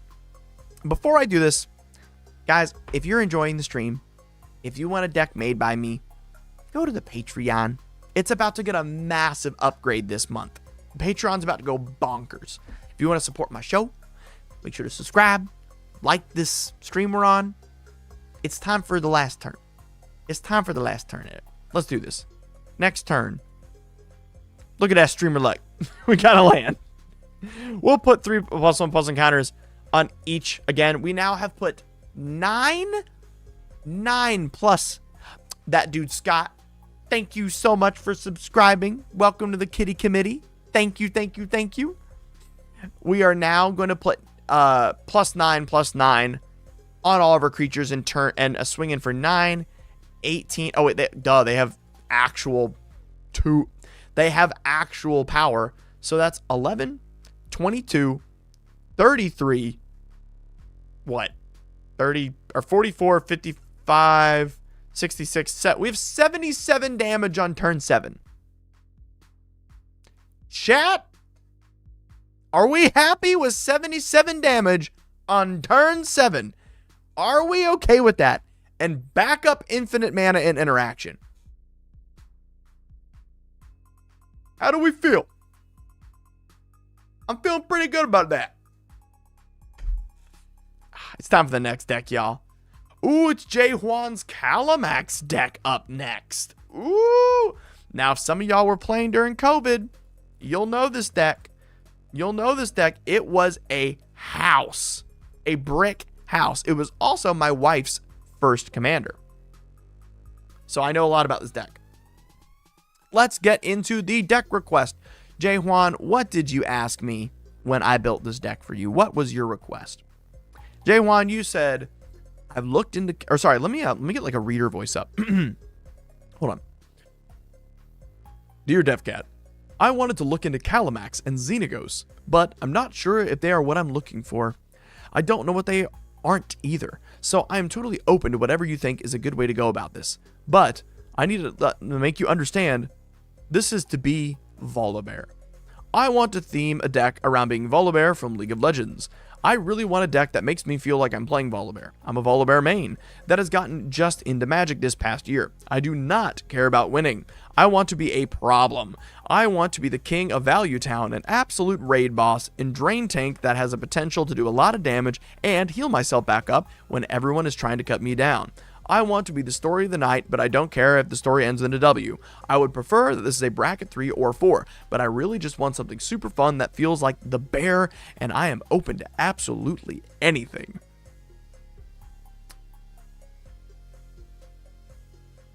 I love this. I love this so much. You gave me no budget, but you said you would prefer bracket 3. Your ideal date and preferred coffee date is with your fiance. You love going out to Mexican and margaritas on Fridays after work. My go-to coffee order is just a vanilla latte with an extra shot of espresso. A true gentleman. A true man. I had to deliver, y'all. I had to deliver with this deck. I had to.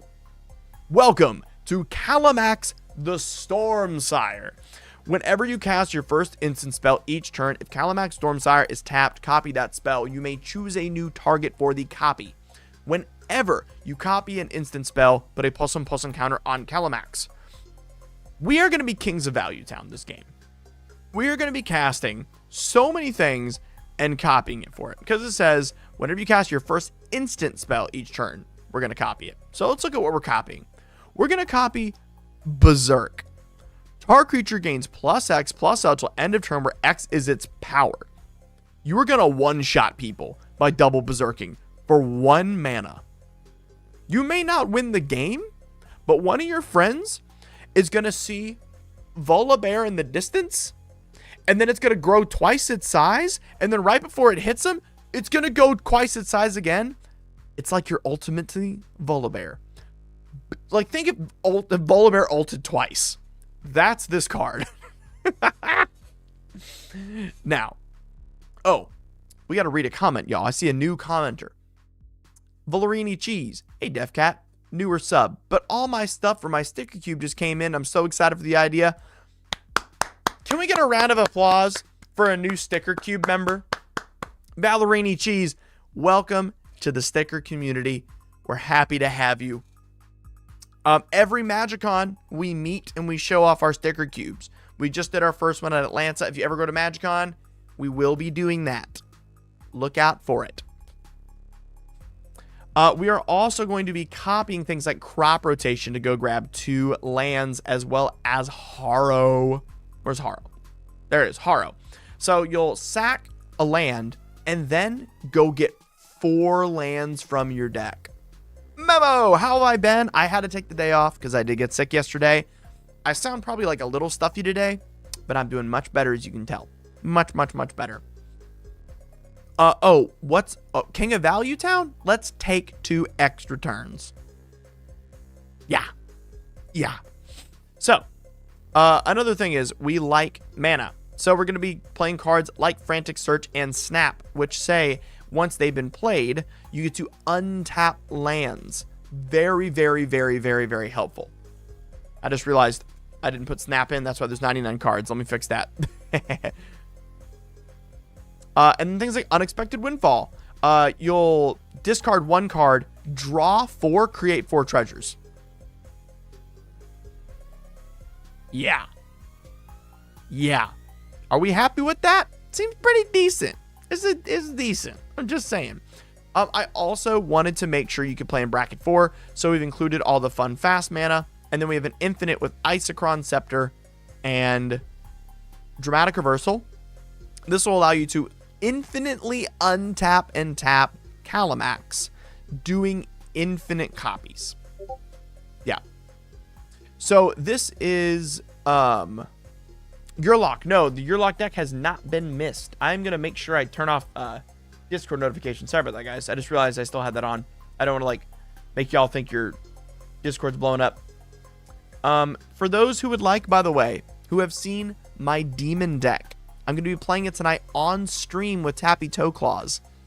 So get ready for that. That happens at 9 o'clock EST. 9 EST. It'll be in the Discord. So Make sure you're on the Discord. Join the Patreon so you can get alerted. We also got Growth Spiral as an instant. But honestly, this deck is awesome just to play. So let's just do it. Disclaimer alert. Everybody, hold on. Don't play the dino yet. Let's take a second. We're going to take a full second. I'm also going to eat a piece of meat. Just curious because I'm not really a skilled player. Landoran, don't say that. How complicated is it to play this deck? I disassembled because it was too complicated. Ooh. You're about to find out. You're about to find out. Okay. So. I'm telling you this right now. The only thing you need to care about playing Calamax at all, is getting mana. The deck will play itself from there. Once you have mana, you will draw gas. So, all right, what's my opening hand look like? Oh, God.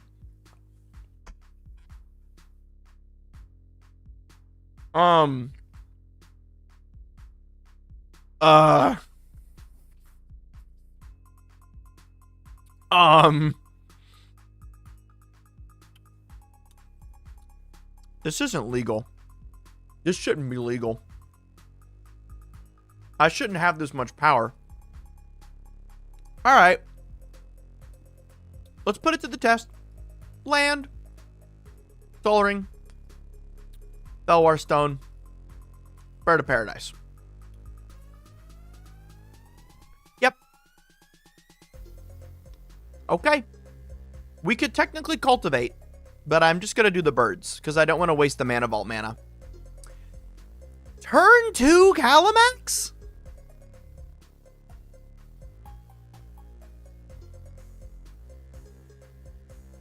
This isn't CDH. Trust me, Philip. If this was CDH, there'd be a tutor in my hand. No, and breach and stuff like that. This ain't it. This ain't it. Wow. Wow. Okay. Huh. So I could go Mana Vault. We have 4 colorless mana. We'll make... Okay. So we don't want to do the Mana Vault. Because I was thinking, can we play both Ral and Calamax? But we have 1, 2, 3, 4. We only have 4 pips right now. So we can't do that. We can't make all that mana. So we'll do Elvish Mystic. Oh, we need the blue. Oh, right. Okay.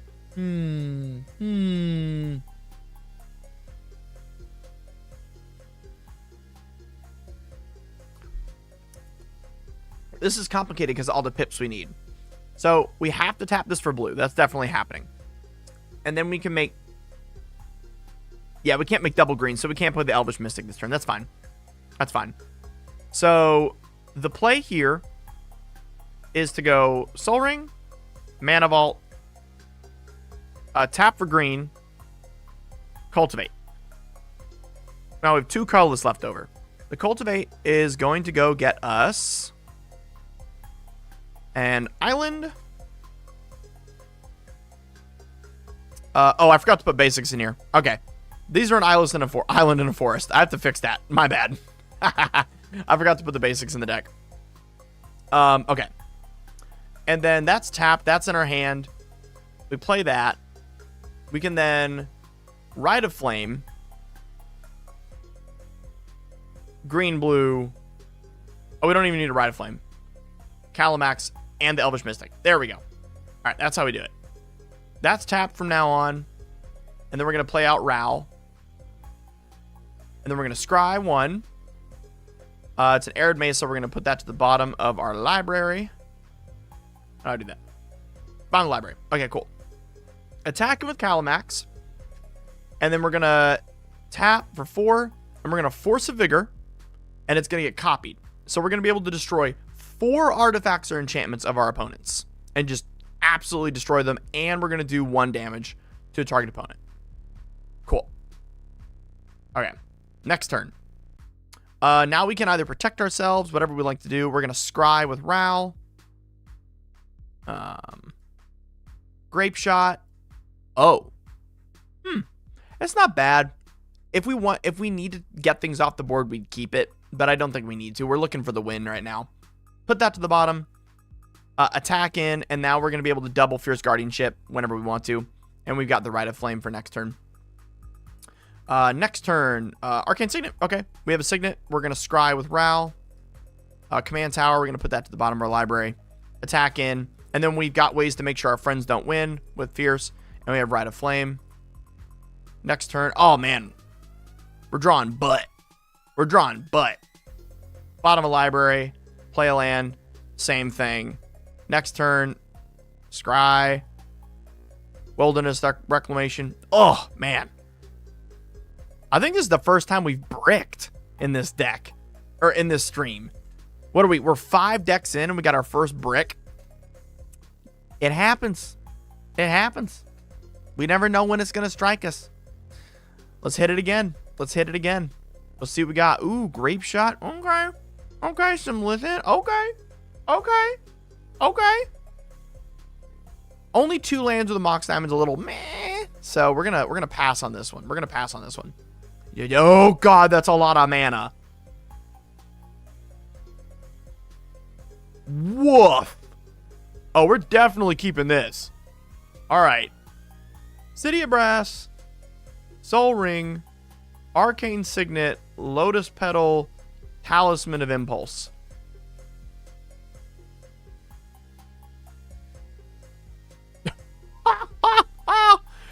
Turn to Calamax.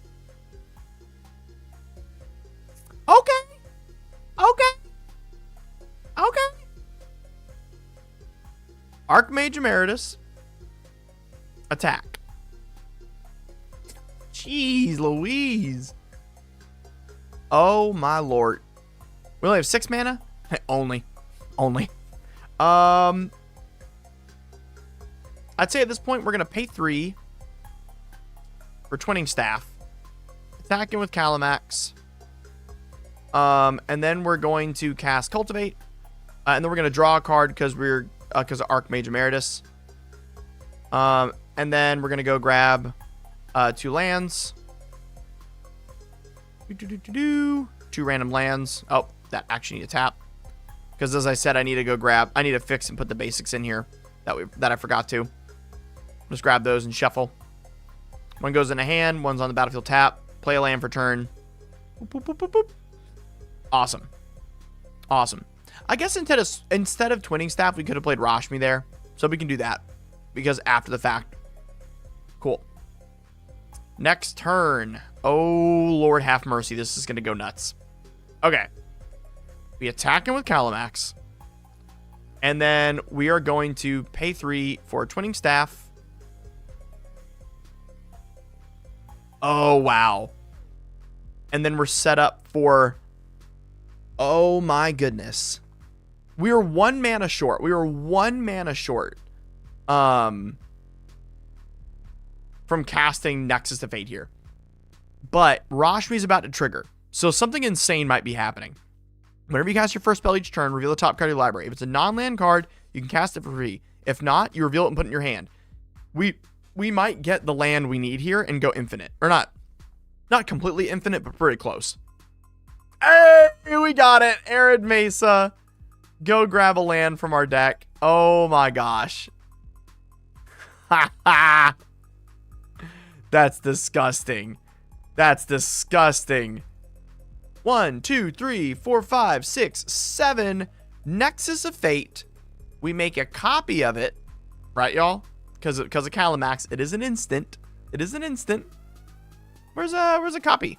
Or infinite token for it, whatever. And then we make an additional copy due to Twinning Staff. And then we draw 3 cards through Archmage Emeritus. And we go into one of our 3 next turns.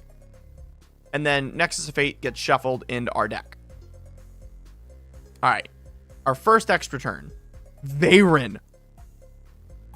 Ooh. Talisman. Oh, Veyron. And then we got a flip from Rashmi. Bloodstained Mire goes in our hand. That's fine. Play a land for turn. I would attack in Haro, sack a land, and then we get to go get 6 lands from our deck due to Archmage Emeritus and Twinning Staff. We'll draw 3 cards.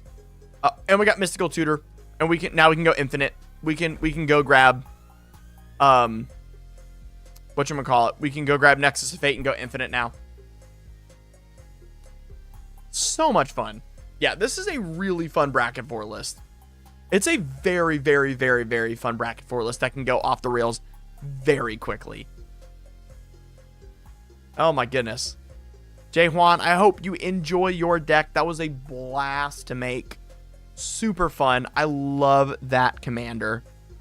Let's get into our next one, everybody. Miracle, Lord of Bones. Yep, good old golf clap on that one. Totally agree.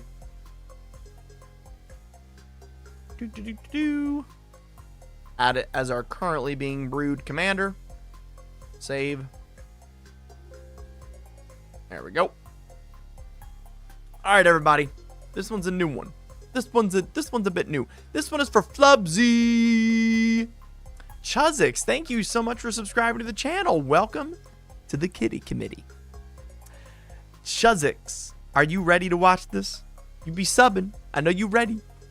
Flubsy, I decided to do something a little interesting with your deck. Let's get into what you requested from me on the forum. Let's see here. Getting over to your submission. You were after Fish and Samson, right? Yes. All right. Miracle, Lord of Bones. I really love enchantments. I love copy effects, like in Calyx.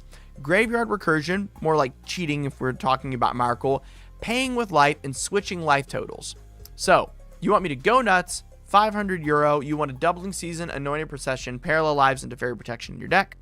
And your ideal date, going out for ramen, into the cinema, and you love an espresso tonic. What a lad. What a lad. Alrighty. Serpenting, I can absolutely lower that down to bracket 3 if you would like in your deck. Just let me know. Hit me up on Discord.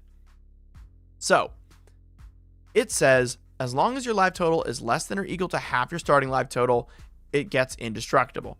And whenever another non-token creature you control dies, you may exile it. If you do, create a token that's a copy of the card, except it's an enchantment and loses all other card types. So, what we want to do here is be very conscious of the fact that things come back as enchantments, and we're going to be able to really boost ourselves off that. You know what I mean? We're really going to be able to puff things up. Because what we want to do is this. Ready, y'all? Ready? One of your friends is going to go, ha ha, I'm going to kill your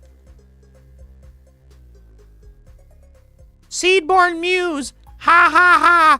And then you're going to go, oh no. Oh God, call an ambulance. Oh, hold on. I messed the meme up. Hold on. All right, hold on. We got to do it again. We got to back up. No one saw that. Blicky. Ha ha, I killed your Villas. What are you going to do about it? Ha ha ha. Oh no. Oh, call an ambulance. Damn it. I can't. Oh, I had the safety on. But not for me. Not for me. That's what we doing up in here. So Villas will come back as an enchantment. And let's read how that interaction works. Whenever another non-token creature dies, you may exile. If you do, it's a token of that card, except then it's an enchantment and lose all other card types. How you gonna kill it? How they gonna kill it? They ain't. They ain't. And guess what else? It helps us do a combo. Also, 8-Bit Outcast, welcome to the Kitten Court. Very excited to have you.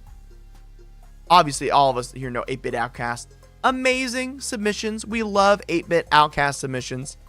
DevCat, I gotta go to work, but I just want to say before I left, please keep making content. You make learning magic fun. Af, I'm so glad I came across your channel. Keep the heart of your cards. Keep the heart of cards in you. Don't give up the fun for anything. This deck, this game is about enjoying the game. Keep it right there. Right there, baby. So, how do we accomplish casting a 7 CMC commander and still having fun. Yeah. How are we going to accomplish this? Let's talk about that for a second. Oh, I added a card twice. My bad. Well, one thing is that we need to draw cards that when our commander can't. So we're going to have Beast Whisper, and we're going to have... Oh, I used a different art for this card. I got to find it. I just realized I don't remember what the new art is. Oh, Beast Whisper and Eidolon of Blossoms. It says, whenever a creature or enchantment comes onto the battlefield, draw a card. These two cards, so we really want that. Oh, please buy a Moonfolk deck. No one's bought a Moonfolk deck from me yet. And then we're also going to be making sure we can go grab the cards we want with cards like Recruiter of the Guard. And then once we get going, because we're making a lot of tokens, we're going to have Odratak, we're going to have Mondrak, we're going to have Parallel Lives, and also cards to keep those things alive, such as Greater Aromancy, and, of course, Anointed Procession. So much fun. So, how are we going to accomplish what we talked about here, where we get the thing churning? This deck has so much mana. This deck has so much mana. It's an insane amount of mana. So, we also want to flip life totals with other people. So we have the new Mr. Negative. It says, whenever Mr. Negative enters, you may exchange life totals with target opponent. If you lose life this way, draw that many cards. Oh, yeah. Oh, yeah. So, let's do this. Oops. All right.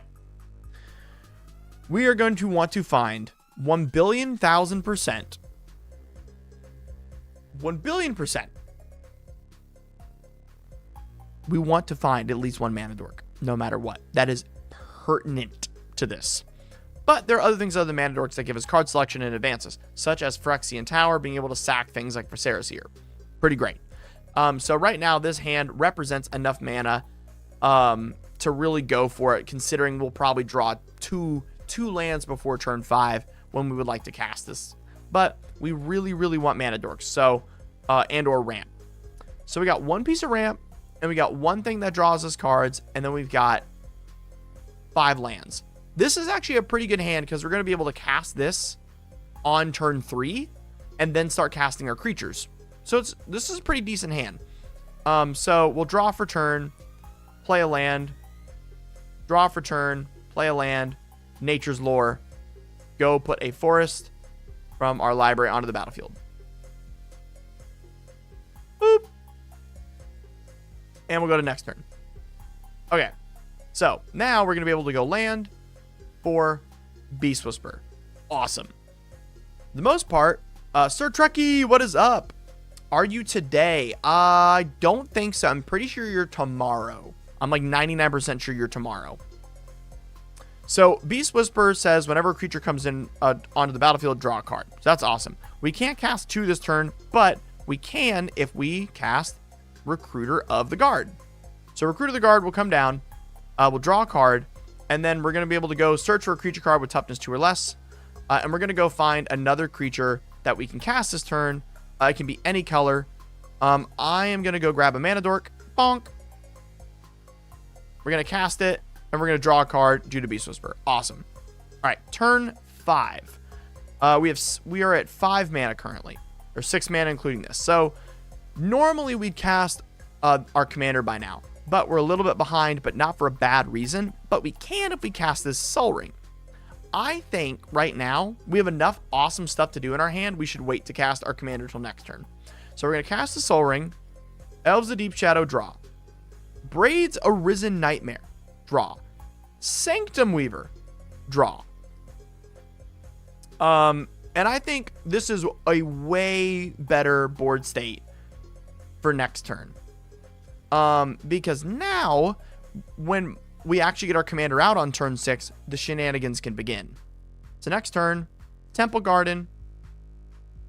1, 2, 3, 4, 5, 6, 7. We get to put out our bones. And then, with the mana we have left, if I would have tapped correctly, we can cast Braids. And now at the beginning of your end step, sacrifice an artifact, creature, enchantment, or land, or planeswalker. If you do, each opponent must do that. Now, we're going to sacrifice our own creature, and we're going to sacrifice Recruiter of the Guard, and then it'll come back as an enchantment due to Mirelurker of Bones. When it enters, we're going to be able to go get another creature, and we're going to get to retutor. And this is like where we start churning on this deck. This is where it just gets disgusting, because we're going to continually sack our stuff to Braids and bring it back and get to re-ETB and do awesome effects. And then our Sanctum Weaver taps, add X, which is the amount of enchantment we get. Oh, if we're in a heavy interaction pod, how do we protect Mire? Awesome question, Flubsy. Let me show you in the deck. You are going to protect your commander by killing Bastion Protector. It says commanders you control have indestructible, or Guardian Augmenter. What we're going to do is while your commander's out, you can kill these, and they'll come back as an enchantments, so they're really hard for your friends to remove. And now your commander is going to have hexproof, or it's going to have indestructible. And these creatures come down before your commander, as well as your commander has built-in indestructible, as long as your life total is less than half. So from the board state we were at just now, if we were to go back to it, we have now an insane amount of interaction through Reclamation Sage. We're sacking a creature every turn, making our opponents do so, and we have tons of ramp. So next turn, we can Skull Clamp, start sacking creatures, drawing a ton of cards, Trouble in Pairs, we have Parallel Lives, and other ways to drain our opponents and drawing cards. And from here, we churn through the late game until we find either like Mr. Negative or something crazy to end the game. My favorite way to end the game with this is going to be overwhelming the board by making an insane amount of tokens using Mondrak and Odratak. What we'd like to do, if we can, is make sure we make an insane amount of tokens that all give us really cool things, such as whenever one or more tokens enter the battlefield under your control, each opponent loses a life and you gain a life. Things like that. So what you would like to do with this as well, make a ton of tokens of Cabal, and you're going to have like, 3 or 4 Cabal enchantment tokens. And now every time your friends try and cast a spell, they lose 8 life and you gain 8. Flubsy, you're a good player. You know what you're doing. This deck doesn't have a Crater Hoof in it or like a big X spell that ends the game, because it doesn't need it. Once, would the tokens still be legendary? They lose all other types. It's an enchantment and loses all other card types. It's just an enchantment. That's all it is. And then you can kill your own Devoted Druid, and then it'll come back as an enchantment. And now it makes infinite mana, because it can't die because it's an enchantment. Yeah. This deck has a lot of really awesome ways to like do well. I believe in you. I know you're a good player and you can find all these more like technical heavy things. If you can't, please message me and I can go over it with you.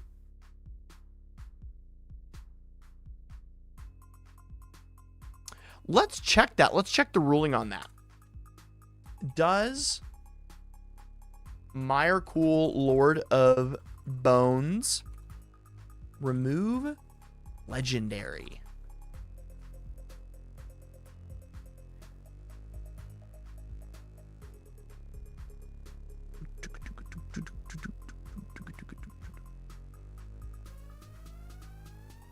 Let's see here. Facebook MTG rules.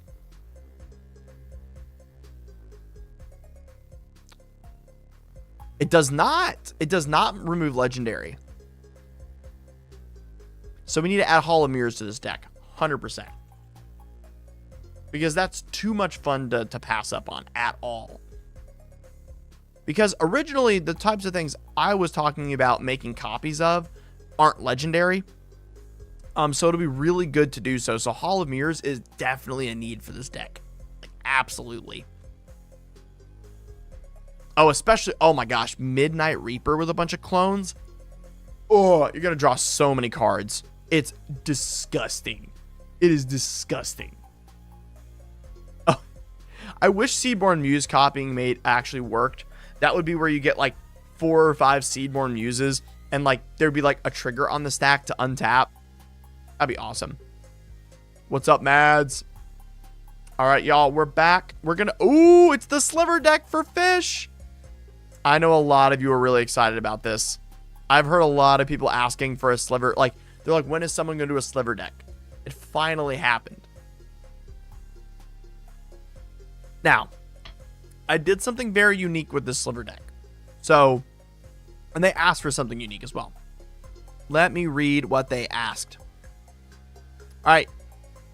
This is for fish. They asked for specifically the first sliver. Hey, DefCat, I'd like a deck that would use slivers to get a big board going ASAP. I wouldn't mind another fun mechanic in the deck or a second thing to focus on, but I would have no idea what. Seeing it is as Wooburg, I guess you can do a lot of crazy stuff. You asked for bracket 4 slivers, and then you said no budget, you'll be proxying it. So what I said was originally when I was making this, I was like, okay, there's a lot of sliver decks out there. What would make it unique? What would make it fun? Oh, no, Flubsy. I always polish the decks after we show them off on stream, because during stream, we'll often like learn 1 or 2 things that can be better about the deck, especially with Hear Me Outs. The list you will receive will be fully done. It will be nice and polished. That's always how I do it. Because if I make, I've made 67 decks for this month, there's going to be things that need tweaking on a secondary pass. I always do a review. No worries at all, Flubs. But yeah, the deck in general is very good. I am making my own Rev deck after seeing your video about it. Nice, Reds. That's awesome. That's awesome. So, you were talking about the fact that you want this deck to be a vibe, not just a sliver deck. And we want to be playing a ton of slivers. So, y'all, introducing a sliver deck with 55 creatures. Yeah. We're 55 creatures. You asked, you not just an MTG streamer. How do we receive a polished deck list? I ordered off Patreon as a one-off shop item, not being a Duke. Oh, you will be receiving that, Andrew. That is coming this week. Yeah. Let's make this the currently being brewed commander.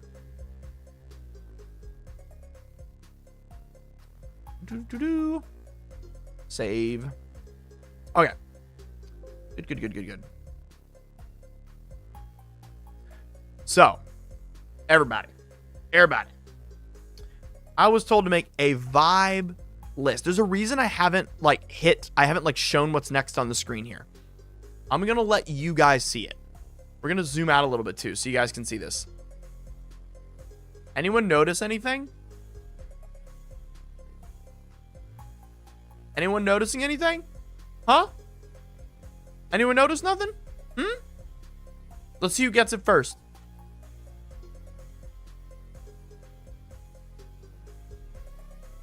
Oh no, this is not even close to every sliver ever. This is only extended arts, only secret layer slivers. This deck is gorgeous. And it's basically just mana dorks, secret layer slivers, and Wooburg slivers, but I do a little twist. I do a little twist to it. All right? I got a little twist for you. All right? Yeah, Secret Lair's done that many slivers. It's insane. Oh, their prices are cheap. Look, $2, $1.80, $2.50, $4.99, $1.99, $11.99, $17.99. Oh, that one's expensive. Never mind. $15.99. What else we got here? 20. Oh, those are the Wooburg ones. $1.50, $9, $2.50, $3. Ooh, $130. But yeah. Yeah, there are bonus cards for like a whole year. We only have 3 artifacts, 4 instants, and 2 sorceries. This deck cascades like a mofo. It is insane. Let me show you. Let me show you. All right, y'all. All right, y'all. Here we go. Turn 1. Bayou. Bop. Turn 2. Taiga. Elves. Elves. Turn 3. Bing, bop, boom, bop, bam. Bing. Red. Oh, we don't have blue. Dang it. Dang it. I didn't look at my hand. I just started playing it. I should have actually mulliganed. We don't have blue. Because this was going to be our white. Because we have white, green, red, and black.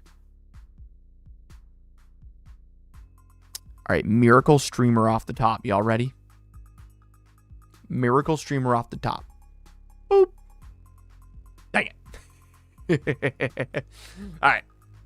Let's do this. Let's actually mulligan for a good hand. Okay. We got 1, 2, 3 mana. We have no other ways to draw cards. Put that one back. All right. Only 1 mana dork, 2 lands, and a petal. Not terrible, actually.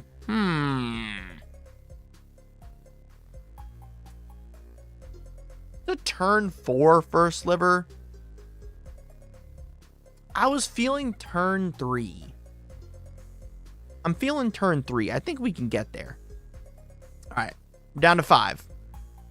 1, 2, 3. All right.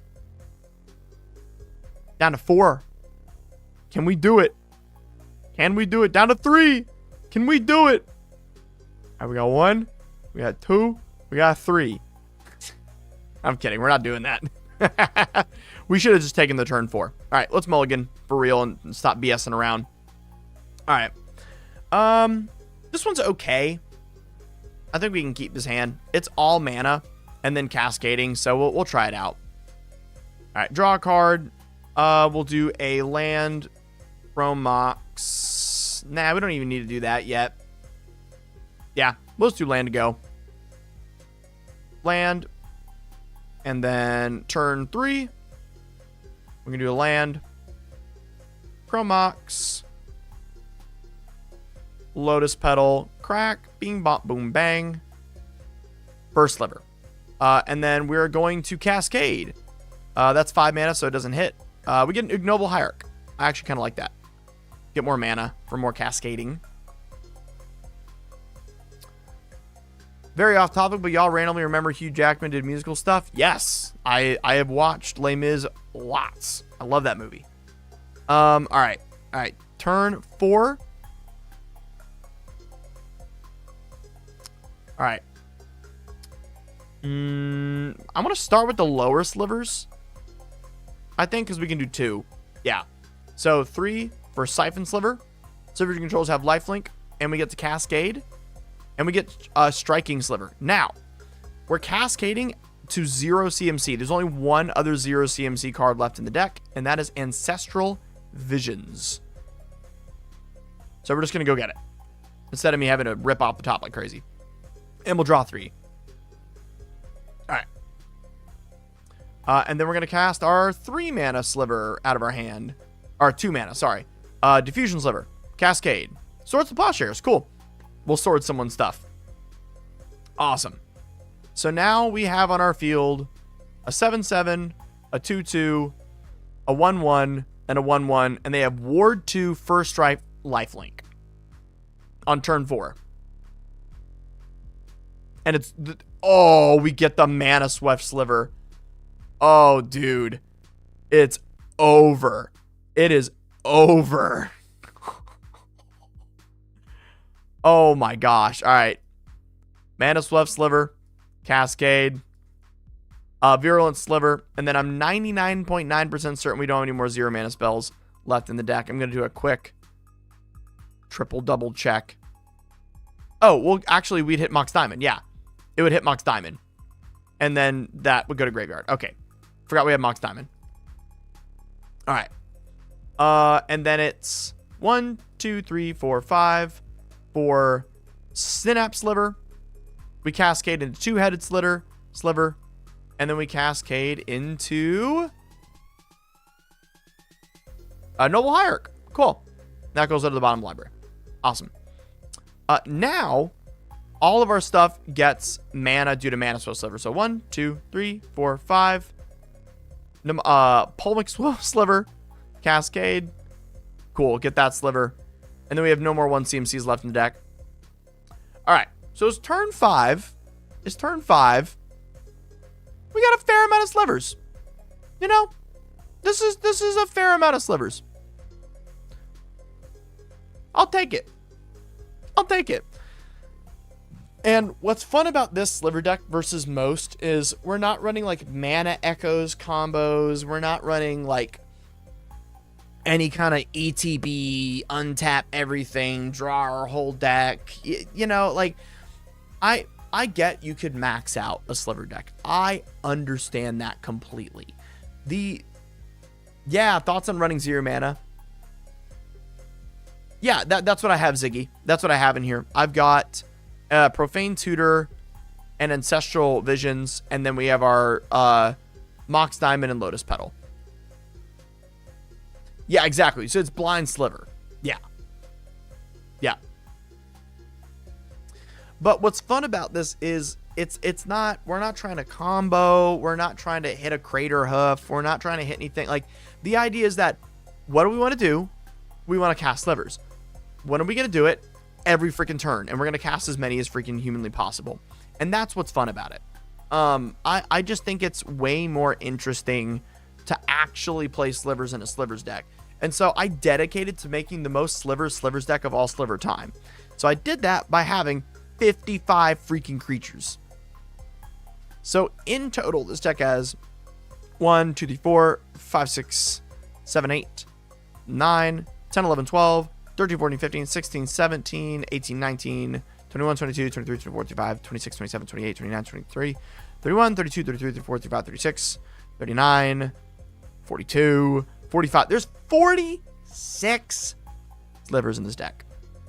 47 and counting the commander. Honestly, for the bit, if there were enough secret layer slivers, I'd get this up to 50. The deck should be 50% slivers. Yeah, I can count the non-slivers and subtract. You're right. But yeah, that's the idea. It's got 9 mana dorks and 46 slivers in the actual deck.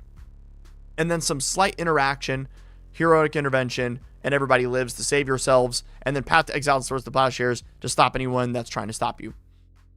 Yeah, pure slivers. And as someone who said I like slivers, here are the most gorgeous slivers in the entire freaking game. I'm tired of people going like, I want to build a slivers deck, and then it's just some janky combo thing that happens to play slivers. I built a deck that has the highest physical possible chance of casting a sliver every game you play slivers. That's the point of playing slivers. I'm tired of it. If I want to play slivers, I'm going to play slivers. I'm playing nothing else. I ain't playing nothing. You know? I want everyone, when I start playing slivers, I want them to hear this. The second I start cascading, I want them to hear this. Oh god, it's out of, oh wait. Oh god. How did that get so out of tune? Oh god.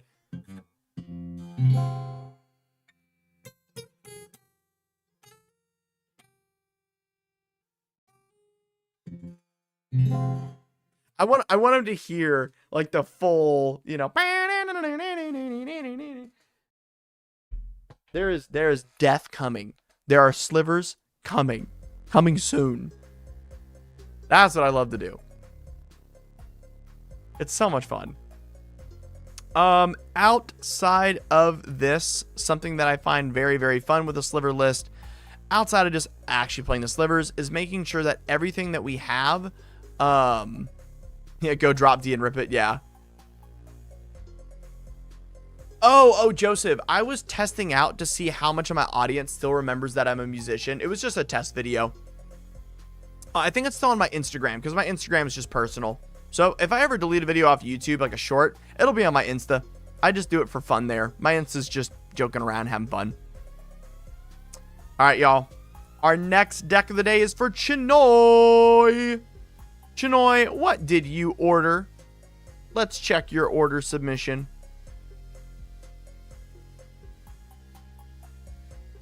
Your order was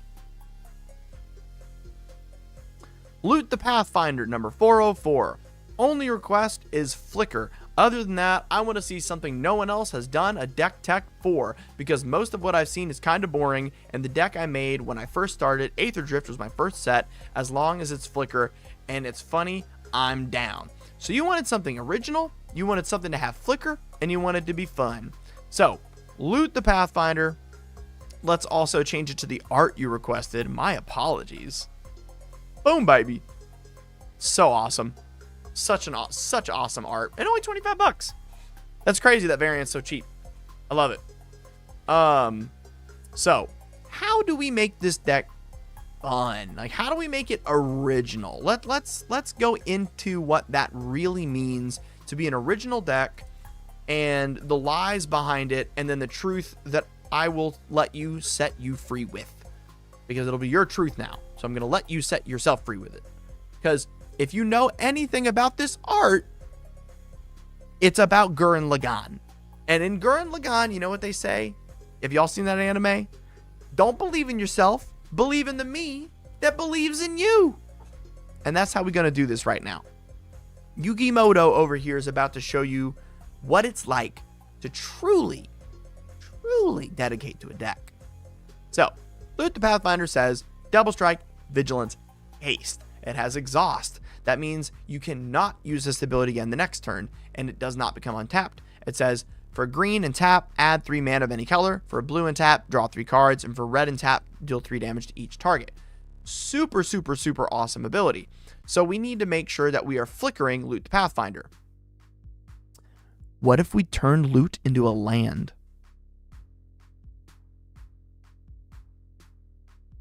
Huh? What if we turn Loot into a land? We are going to be manipulating this card with Ashaya, Soul of the Wilds.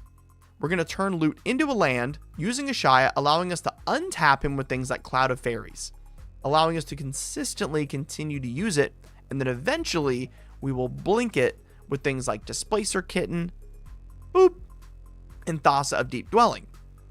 And then eventually, if we want to, we can infinitely bolt the table with him if we would like. But don't worry, since you did in fact request a bracket 3, this is not a combo list, and that's not exactly what we're going for. This deck is all about controlling the game with Loot. And the way we're going to be doing that is going to be making sure that we consistently cast enough disruption at the table. Chaos Warp, Wash Away, Displace, Beast Within, and then we got things to Flicker, Essence Flush, Ghostly Flicker. We've got an Offer You Can't Refuse, Arcane Denial, Sink into Stupor, and then a tutor of Court of Calling to go get what we like, which is Displacer Kitten. Now, the reason we want to be doing this, and the reason this is so powerful in this deck, outside of the fact that we can just like abuse the commander, you know, doing all the crazy stuff, is it draws so much attention. And then we get to cast the actual big stuff. Boom, Itali. Boom, Nyx Bloom. Boom, Terror on the Peaks. And those things win us the game. Let them kill Loot. Who cares? We're going to have so much freaking mana in this deck, it won't matter. So let's get into it. Let's show you what this is all about. All right. Our first. Ooh, okay. This is a very pod dependent hand. I'd say you can keep this hand as long as you know you can mana drain something on turn 2. So let's do this for a second. Draw for turn. Hedge Maze. We're going to surveil.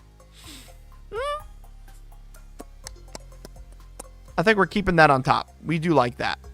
We do like that, actually. That's pretty dang good. Yeah, we're going to keep that. So we'll keep that on top of the library. Turn 2. We are going to cast Willbrush Verge. And then one of your friends is going to go, I'm going to play my 2-drop. Right? Right? Little, I'm going to cast my 2-drop. And you're going to go, no. And then on your next turn, you're going to get 2 colorless mana. And you're going to be able to cast Loot. And then instantly, every time you ever play this card, ever, attack in first. Don't use its ability.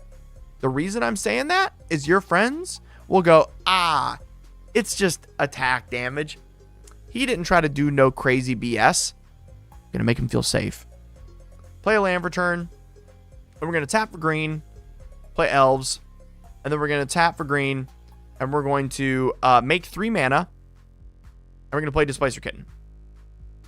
Then, with Displacer Kitten out, we're going to be able to, actually, before Displacer Kitten, I guess, we can do this. Nah, we'll do it next turn. We'll do it next turn, actually. It's okay. It's okay. There we go. Draw. And we're going to cast Beast Within, Flicker Loot. Before it, we're gonna make the 3 mana by tapping 1 for Beast Within, and we get to Flicker Loot. Comes back, and so we get to do things on a reducted cost. Or instead of doing the mana trick there, we can instead pay 4, and we can draw 3 cards. It's totally up to you how you want to play that. And that's what I'm trying to like make a really big deal about this. So you're going into this turn 5 with 1, 2, 3, 4, 5, 6 mana available. But realistically, right now with what's in our hand, you have 15 mana available to you because of Loot's abilities. And so you need to know which ability you want to use once Displacer Kitten is out, because you're going to get to do it a lot. I think this hand wants to draw cards. We only have 2 ways to trigger. So we're going to Beast Within, and we're going to draw 3. 1, 2, 3. Bing, bing, bing. And it'll flicker Loot. Right?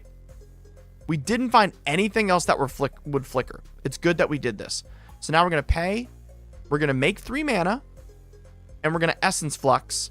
Essence Flux technically cannot hit Loot, because if we target it and we use Displacer Kitten, it will technically come back after.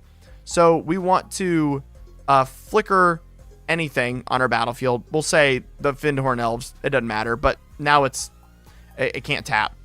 And we're going to tap Loot, and we're going to have this mana available, and we're going to draw 3. Or no, we made the 3 mana, right? We made the 3 mana. That's what we're talking about. And then with the 3 mana floating plus our green, we can cast High Fate Trickster. So now we have Flash on top of all this.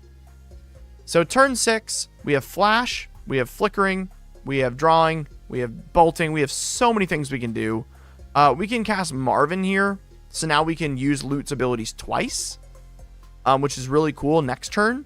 Or this turn, because it has haste. So that's also really cool. So the idea is that you are going to consistently be making Loot your engine by finding things like Displacer Kitten in the deck. But that's like the whole gist right there. That's how you do it. Oy. Oh, man. Ooh, I need more coffee. Oh my gosh. How we feeling it, chat? How we feeling, Loot? I'm liking it. I'm liking this one a lot. It's pretty good. It's pretty good, you know? And if you're watching and you're liking these decks so far, head on over to that Patreon, guys. I want to build 100 decks this month. I've only got 38 orders this month total. I want to build 100 decks. Let's do it. Let's do it.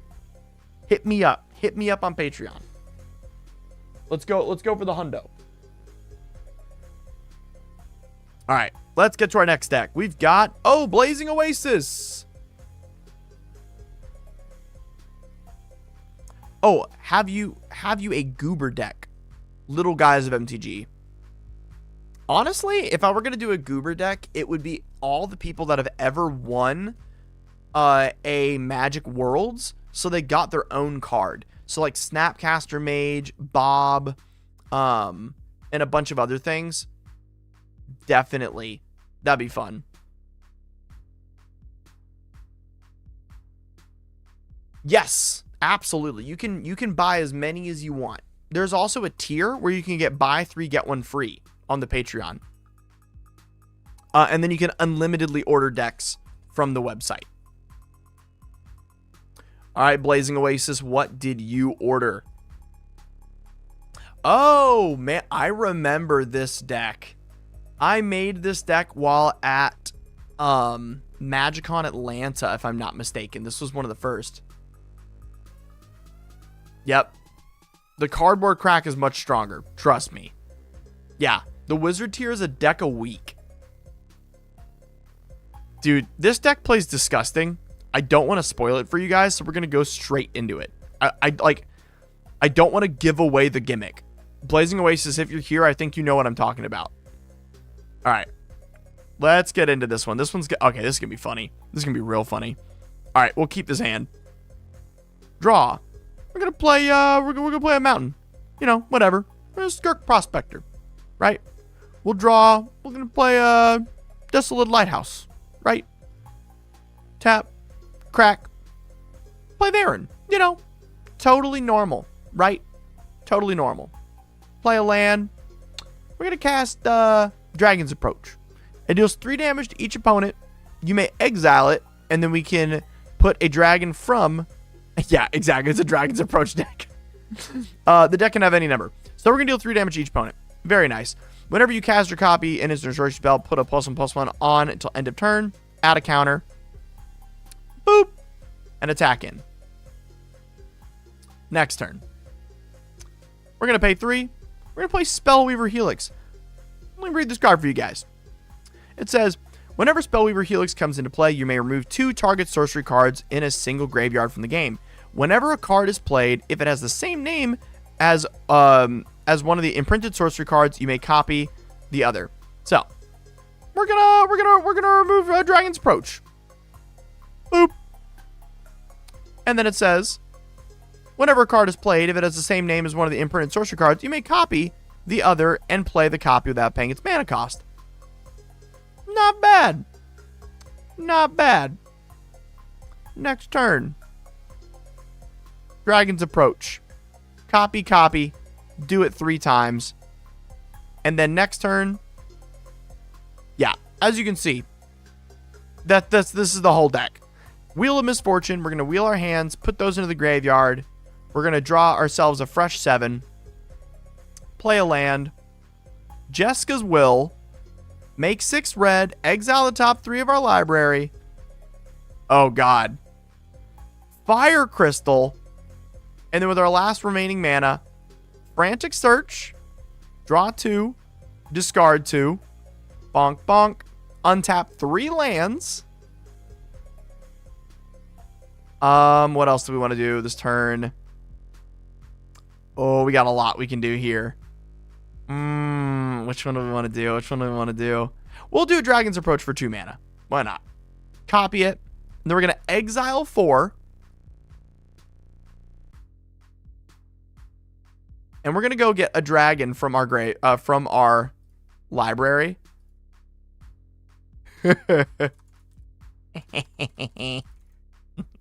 Ancient Copper Dragon. Oh, and by the way, guys, you want to know why I got Ancient Copper Dragon? Because creatures you control have haste. Let's attack in. Let's roll a d20.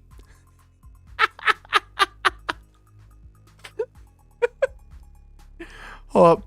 Roll a d20. Oh, we only rolled a 2. No. Oh, we were going to be able to go off so hard. Oh, that would have been disgusting, bro. Oh, the dream ends there. That would have been the end of the game. That would have been the end of the game right there. Dang it. Oh my gosh. This deck just explodes out of nowhere. All right. Turn 1. Draw. Skirk Prospector. Turn 2. Play Ral. Turn 3. Signet into crack barrel. Oh, we got Stormkiln Artist. Oh, we just need one land and this would be insane. Oh, I like almost don't want to cast these yet. We can cast both. Ooh. We can cast both these right now. But then we don't get the Stormkiln triggers and we could have... Oh, that's such a hard call. Yeah, I think we just cast Varen here. Next turn, pray for a land. Oh, buddy. It's on. It is on. Stormkiln Artist. Here we go. Here we go. Turn 6. It's happening. It's happening. All right. 1 mana Dragon's Approach. And then we get 2 treasures. And then our Ral triggers twice. So Ral gets... We're gonna keep track of Ral stuff here. So we get... Oh, yeah, because Ral triggers twice because of Aaron. All right. 2 Ral triggers. And then it's 2 treasures. Dragon's Approach happens. Awesome. Do it again. Make 2 more treasures. Do more... and then we have 2 more Rals. Do it again. Make 2 more treasures. 2 more Rals. Bing, bing. And now, the moment we've all been waiting for. Let's see if we win the Ral flip. Let's see if we win the Ral flip. Let's flip a coin. Oh my God, we won. Oh my God, we won. Oh my gosh. Ral enters with 8 counters on it. Let me read this one to y'all. Whenever you cast an instant sorcery spell, you get to flip the coin. If you win, you flip them, and you get extra loyalty on a Ral. And we're going to get exile top 8 cards of your library. You may cast an instant or sorcery card from among them without paying their mana cost. We're going to instantly do that. And it's... How many? 8? Yeah, 8. 1, 2, 3, 4, 5, 6, 7, 8. Dragon's Approach. Dragon's Approach. Dragon's Approach. Exile 4 Dragon's Approach from our graveyard. Go get Cavern Hoarder or any other dragon. Like... So much fun. So much fun. Dear God. And we have all those mana to back it up if we really want anything. I love this deck. I love this deck. Oh my goodness. Blazing Oasis, let's get into it now that I've shown you guys how it works. Let me put you as the currently being brewed commander.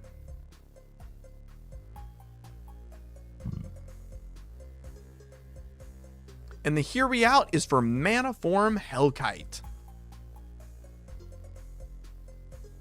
Let's pull that up.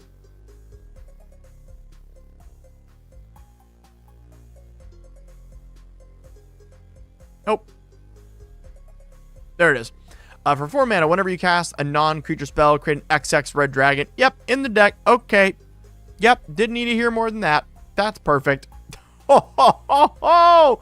Create an XX red dragon illusion creature token with flying and haste, where X is the amount of mana spent to cast that spell. Blech. That is so awesome. That is so awesome. Heck yes.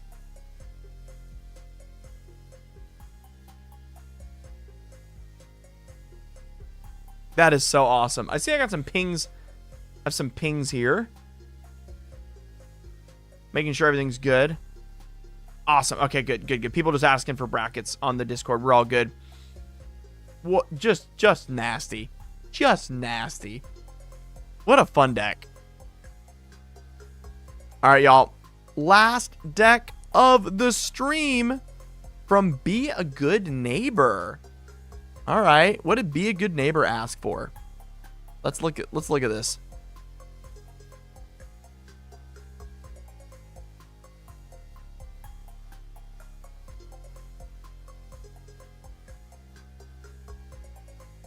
Be a good neighbor. You asked for open to all on your commanders. Yeah, this is 15th Pocket GM. This is 15th.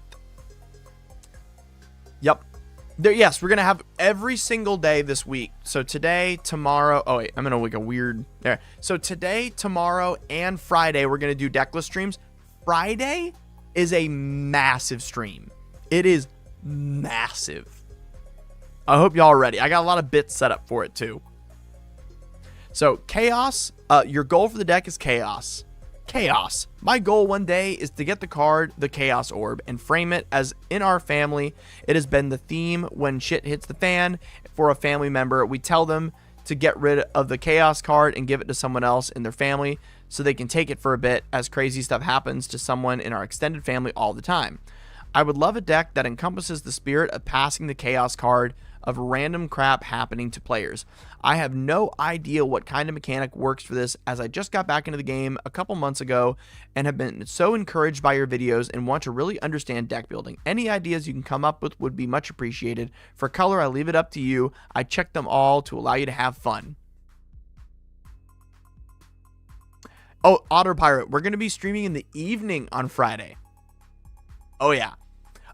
Tomorrow's stream is going to be from noon to 4. So it's a 4-hour stream, and it's with 20 decks. So we got even more tomorrow. You know, tomorrow's going to be nuts. It's going to be crazy. So I chose for your commander, Varchild Betrayer, and I'm going to be putting that on screen as the currently being brewed commander in just a second. Boop. Let me save that up. If I buy a custom deck, will it be streamed this week or next week? It will be next week, Philip. Yeah. Yep. Yeah, we're going to be evening streaming Friday. Way late into the evening, too. We're going to be going all day into the night. It's going to be a long stream. Very long stream on Friday. So, whenever Varchild Betrayal of Keldor deals combat damage to a player, that player creates as many 1/1 red survivor creature tokens. Survivors your opponent's control can't block, and they can't attack you or planeswalker control. When Varchild leaves the battlefield, gain control of all survivors. So, I took a look at your story and what you were talking about with your family. Your family isn't just dealing with chaos. They are survivors. And the idea is you are constantly gathering them together. So, within this and all this chaos, there are an insane amount of creatures in here that get passed around, and chaos gets thrown into every direction possible. I didn't want to just make you a deck where there's, you know, creatures that get passed around. I didn't want to just hand you a slicer deck, because I don't know. I read your thing, and it's like the easiest thing to make from what you told me about would have been slicer. Everyone passes around slicer and has to deal with it. But that's not like the significance of what your family does. Does that make sense? Like, you have survived so much, and you guys do pass around the chaos, but in the end of the day, you come out on top. You're still here. You still ordered the deck, right? Right? That's the point. And so I wanted to make sure that what you got out of this deck was not only encouragement, but also something fun and consistent to play. So, let's go into what makes this deck that way. We have Agitator Ant to produce chaos. At the beginning of each end step, each player must put 2+1+ encounters on each creature they control. Go to each creature that has counters this way. We've got a Crow and Horse. When it enters the battlefield, an opponent gains it. At the beginning of your upkeep, each opponent puts a 1/1 white soldier token onto the battlefield. Super fun. We've also got ways to make all of your survivors get big, and the more things you have attacking, the better, especially with a Frontier Warmonger. Whenever one or more creatures attacks one of your opponents or a planeswalker they control, they gain menace. And so, like, every single turn, you're going to be creating chaos by changing what it means to have these survivors, because now they do crazier things. So what I love to do with this deck is continually chaotically make everyone have a ton of 1/1 red survivor tokens. It's super fun. But what we want to do is we want to lean into the fact you're going to be attacking with so many things if you regain your survivors. And so I included things like Embercleave. Whenever you attack, this costs 1 less to cast for each attacking creature. It's nuts. Yes, the names will be up on the calendar. That is what I'm going for. We will be doing that.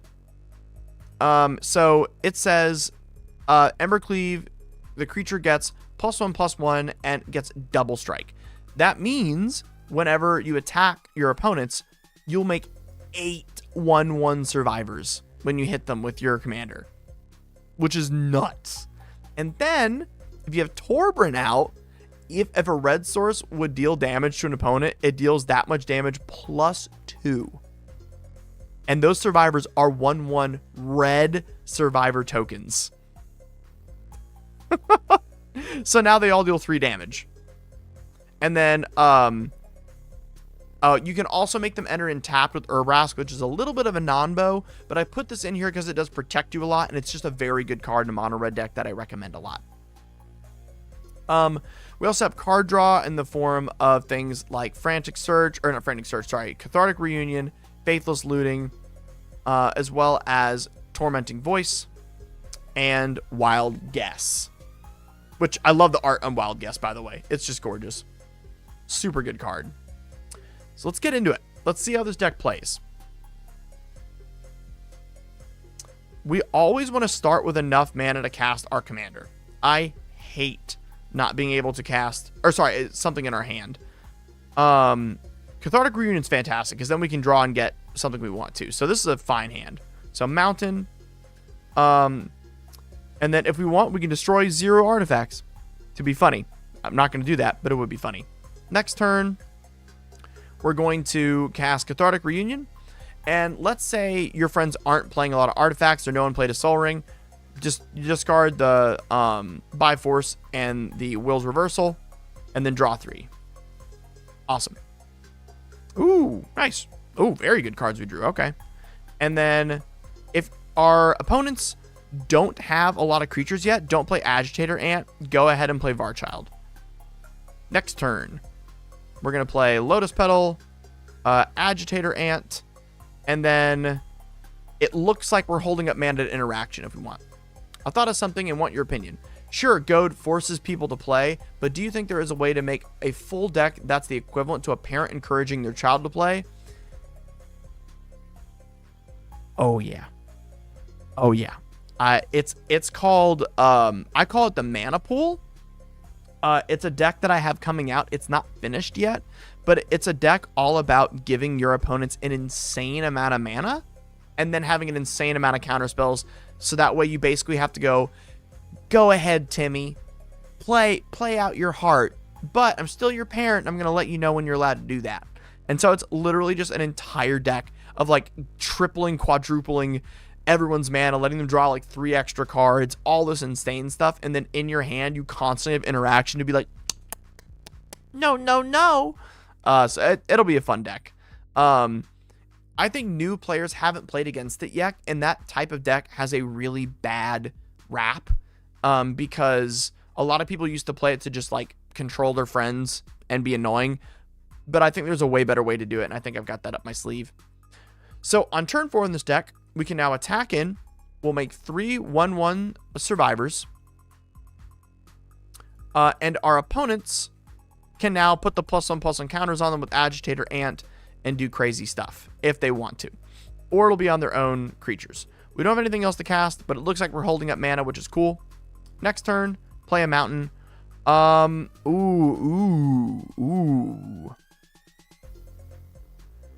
That changes things. That's fun. I'd say you'd want to do the Goblin Spearmaster and then use the Lotus Petal and the rest of your mana for the Paragon of Fierce. Other red creatures you control get +1/+1. And then Goblin Spymaster says at the beginning of each opponent's end step, that player gets a 1/1 red goblin creature token with creatures you control attack each combat if able. That'll be pretty fun. Let's say someone killed your commander by now. You're going to have all the 1/1s you've made.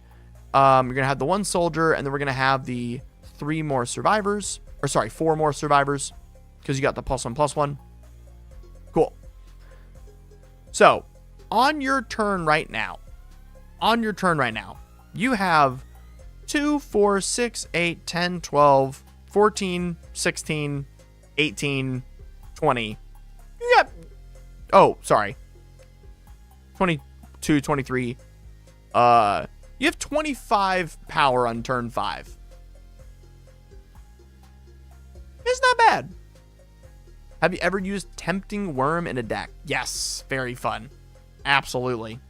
So this is the majority of how the deck plays. David, I think you're going to have a great amount of time with it, especially when it comes to passing a lot of these things around like a crow and horse. I did, of course, put in Bailiff. Everyone knows I love Bailiff. That's why I made a deck around him for a video, but I thought you guys would just love it. Any ideas which stream the Morph deck will be requested on? I think it's next stream, if I'm not mistaken. I think it's tomorrow. Yeah, playmat is kind of cramped. Yep, compared to normal. Yep, it will be. Yeah. I asked for this deck on a budget. Yes, the deck is currently... You know what?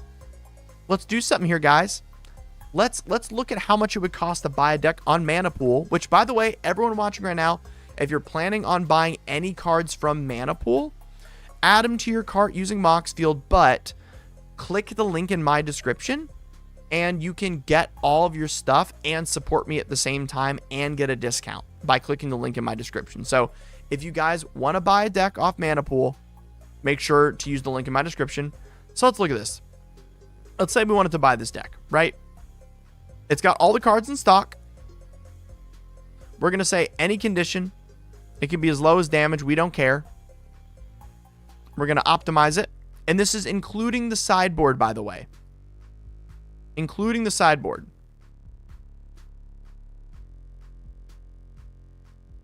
Oh, no. Why does it say 120? Oh, it added the...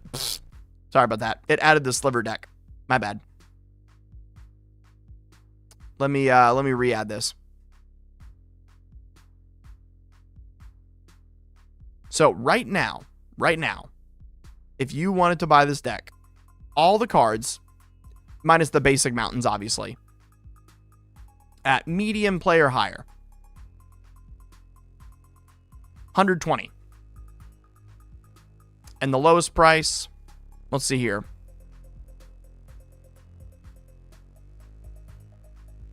Let's see if Mana Pool can get it down for you. Although that's already really, really, really good for a whole deck. 116. That's amazing. We'll see what Mana Pool's got in store for you. $76. It got it down to 76 for the balanced one. Holy cow.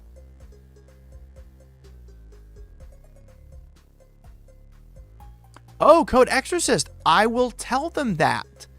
That is really good advice. I will let them know that. Yeah, Mana Pool is mainly US, I believe. Do you win the mutate? I don't know about the mutate deck, no. Also, do you have any ideas for how to get rid of bulk, like 20-cent cards and such? Be a good person. Donate them to your local school. Donate them to a local magic club or library so kids can play. That'll be worth way more than the $30 you get out of it. You're gonna feel great. Donate it to children that want to play Magic.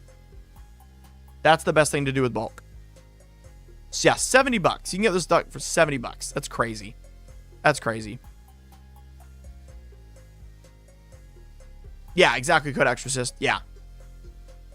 That's the best thing to do. Genuinely. All right, everybody. How did we feel today? How did we feel today? I feel like we swang for the fences pretty hard there. That was pretty dang good. Pretty hype about it.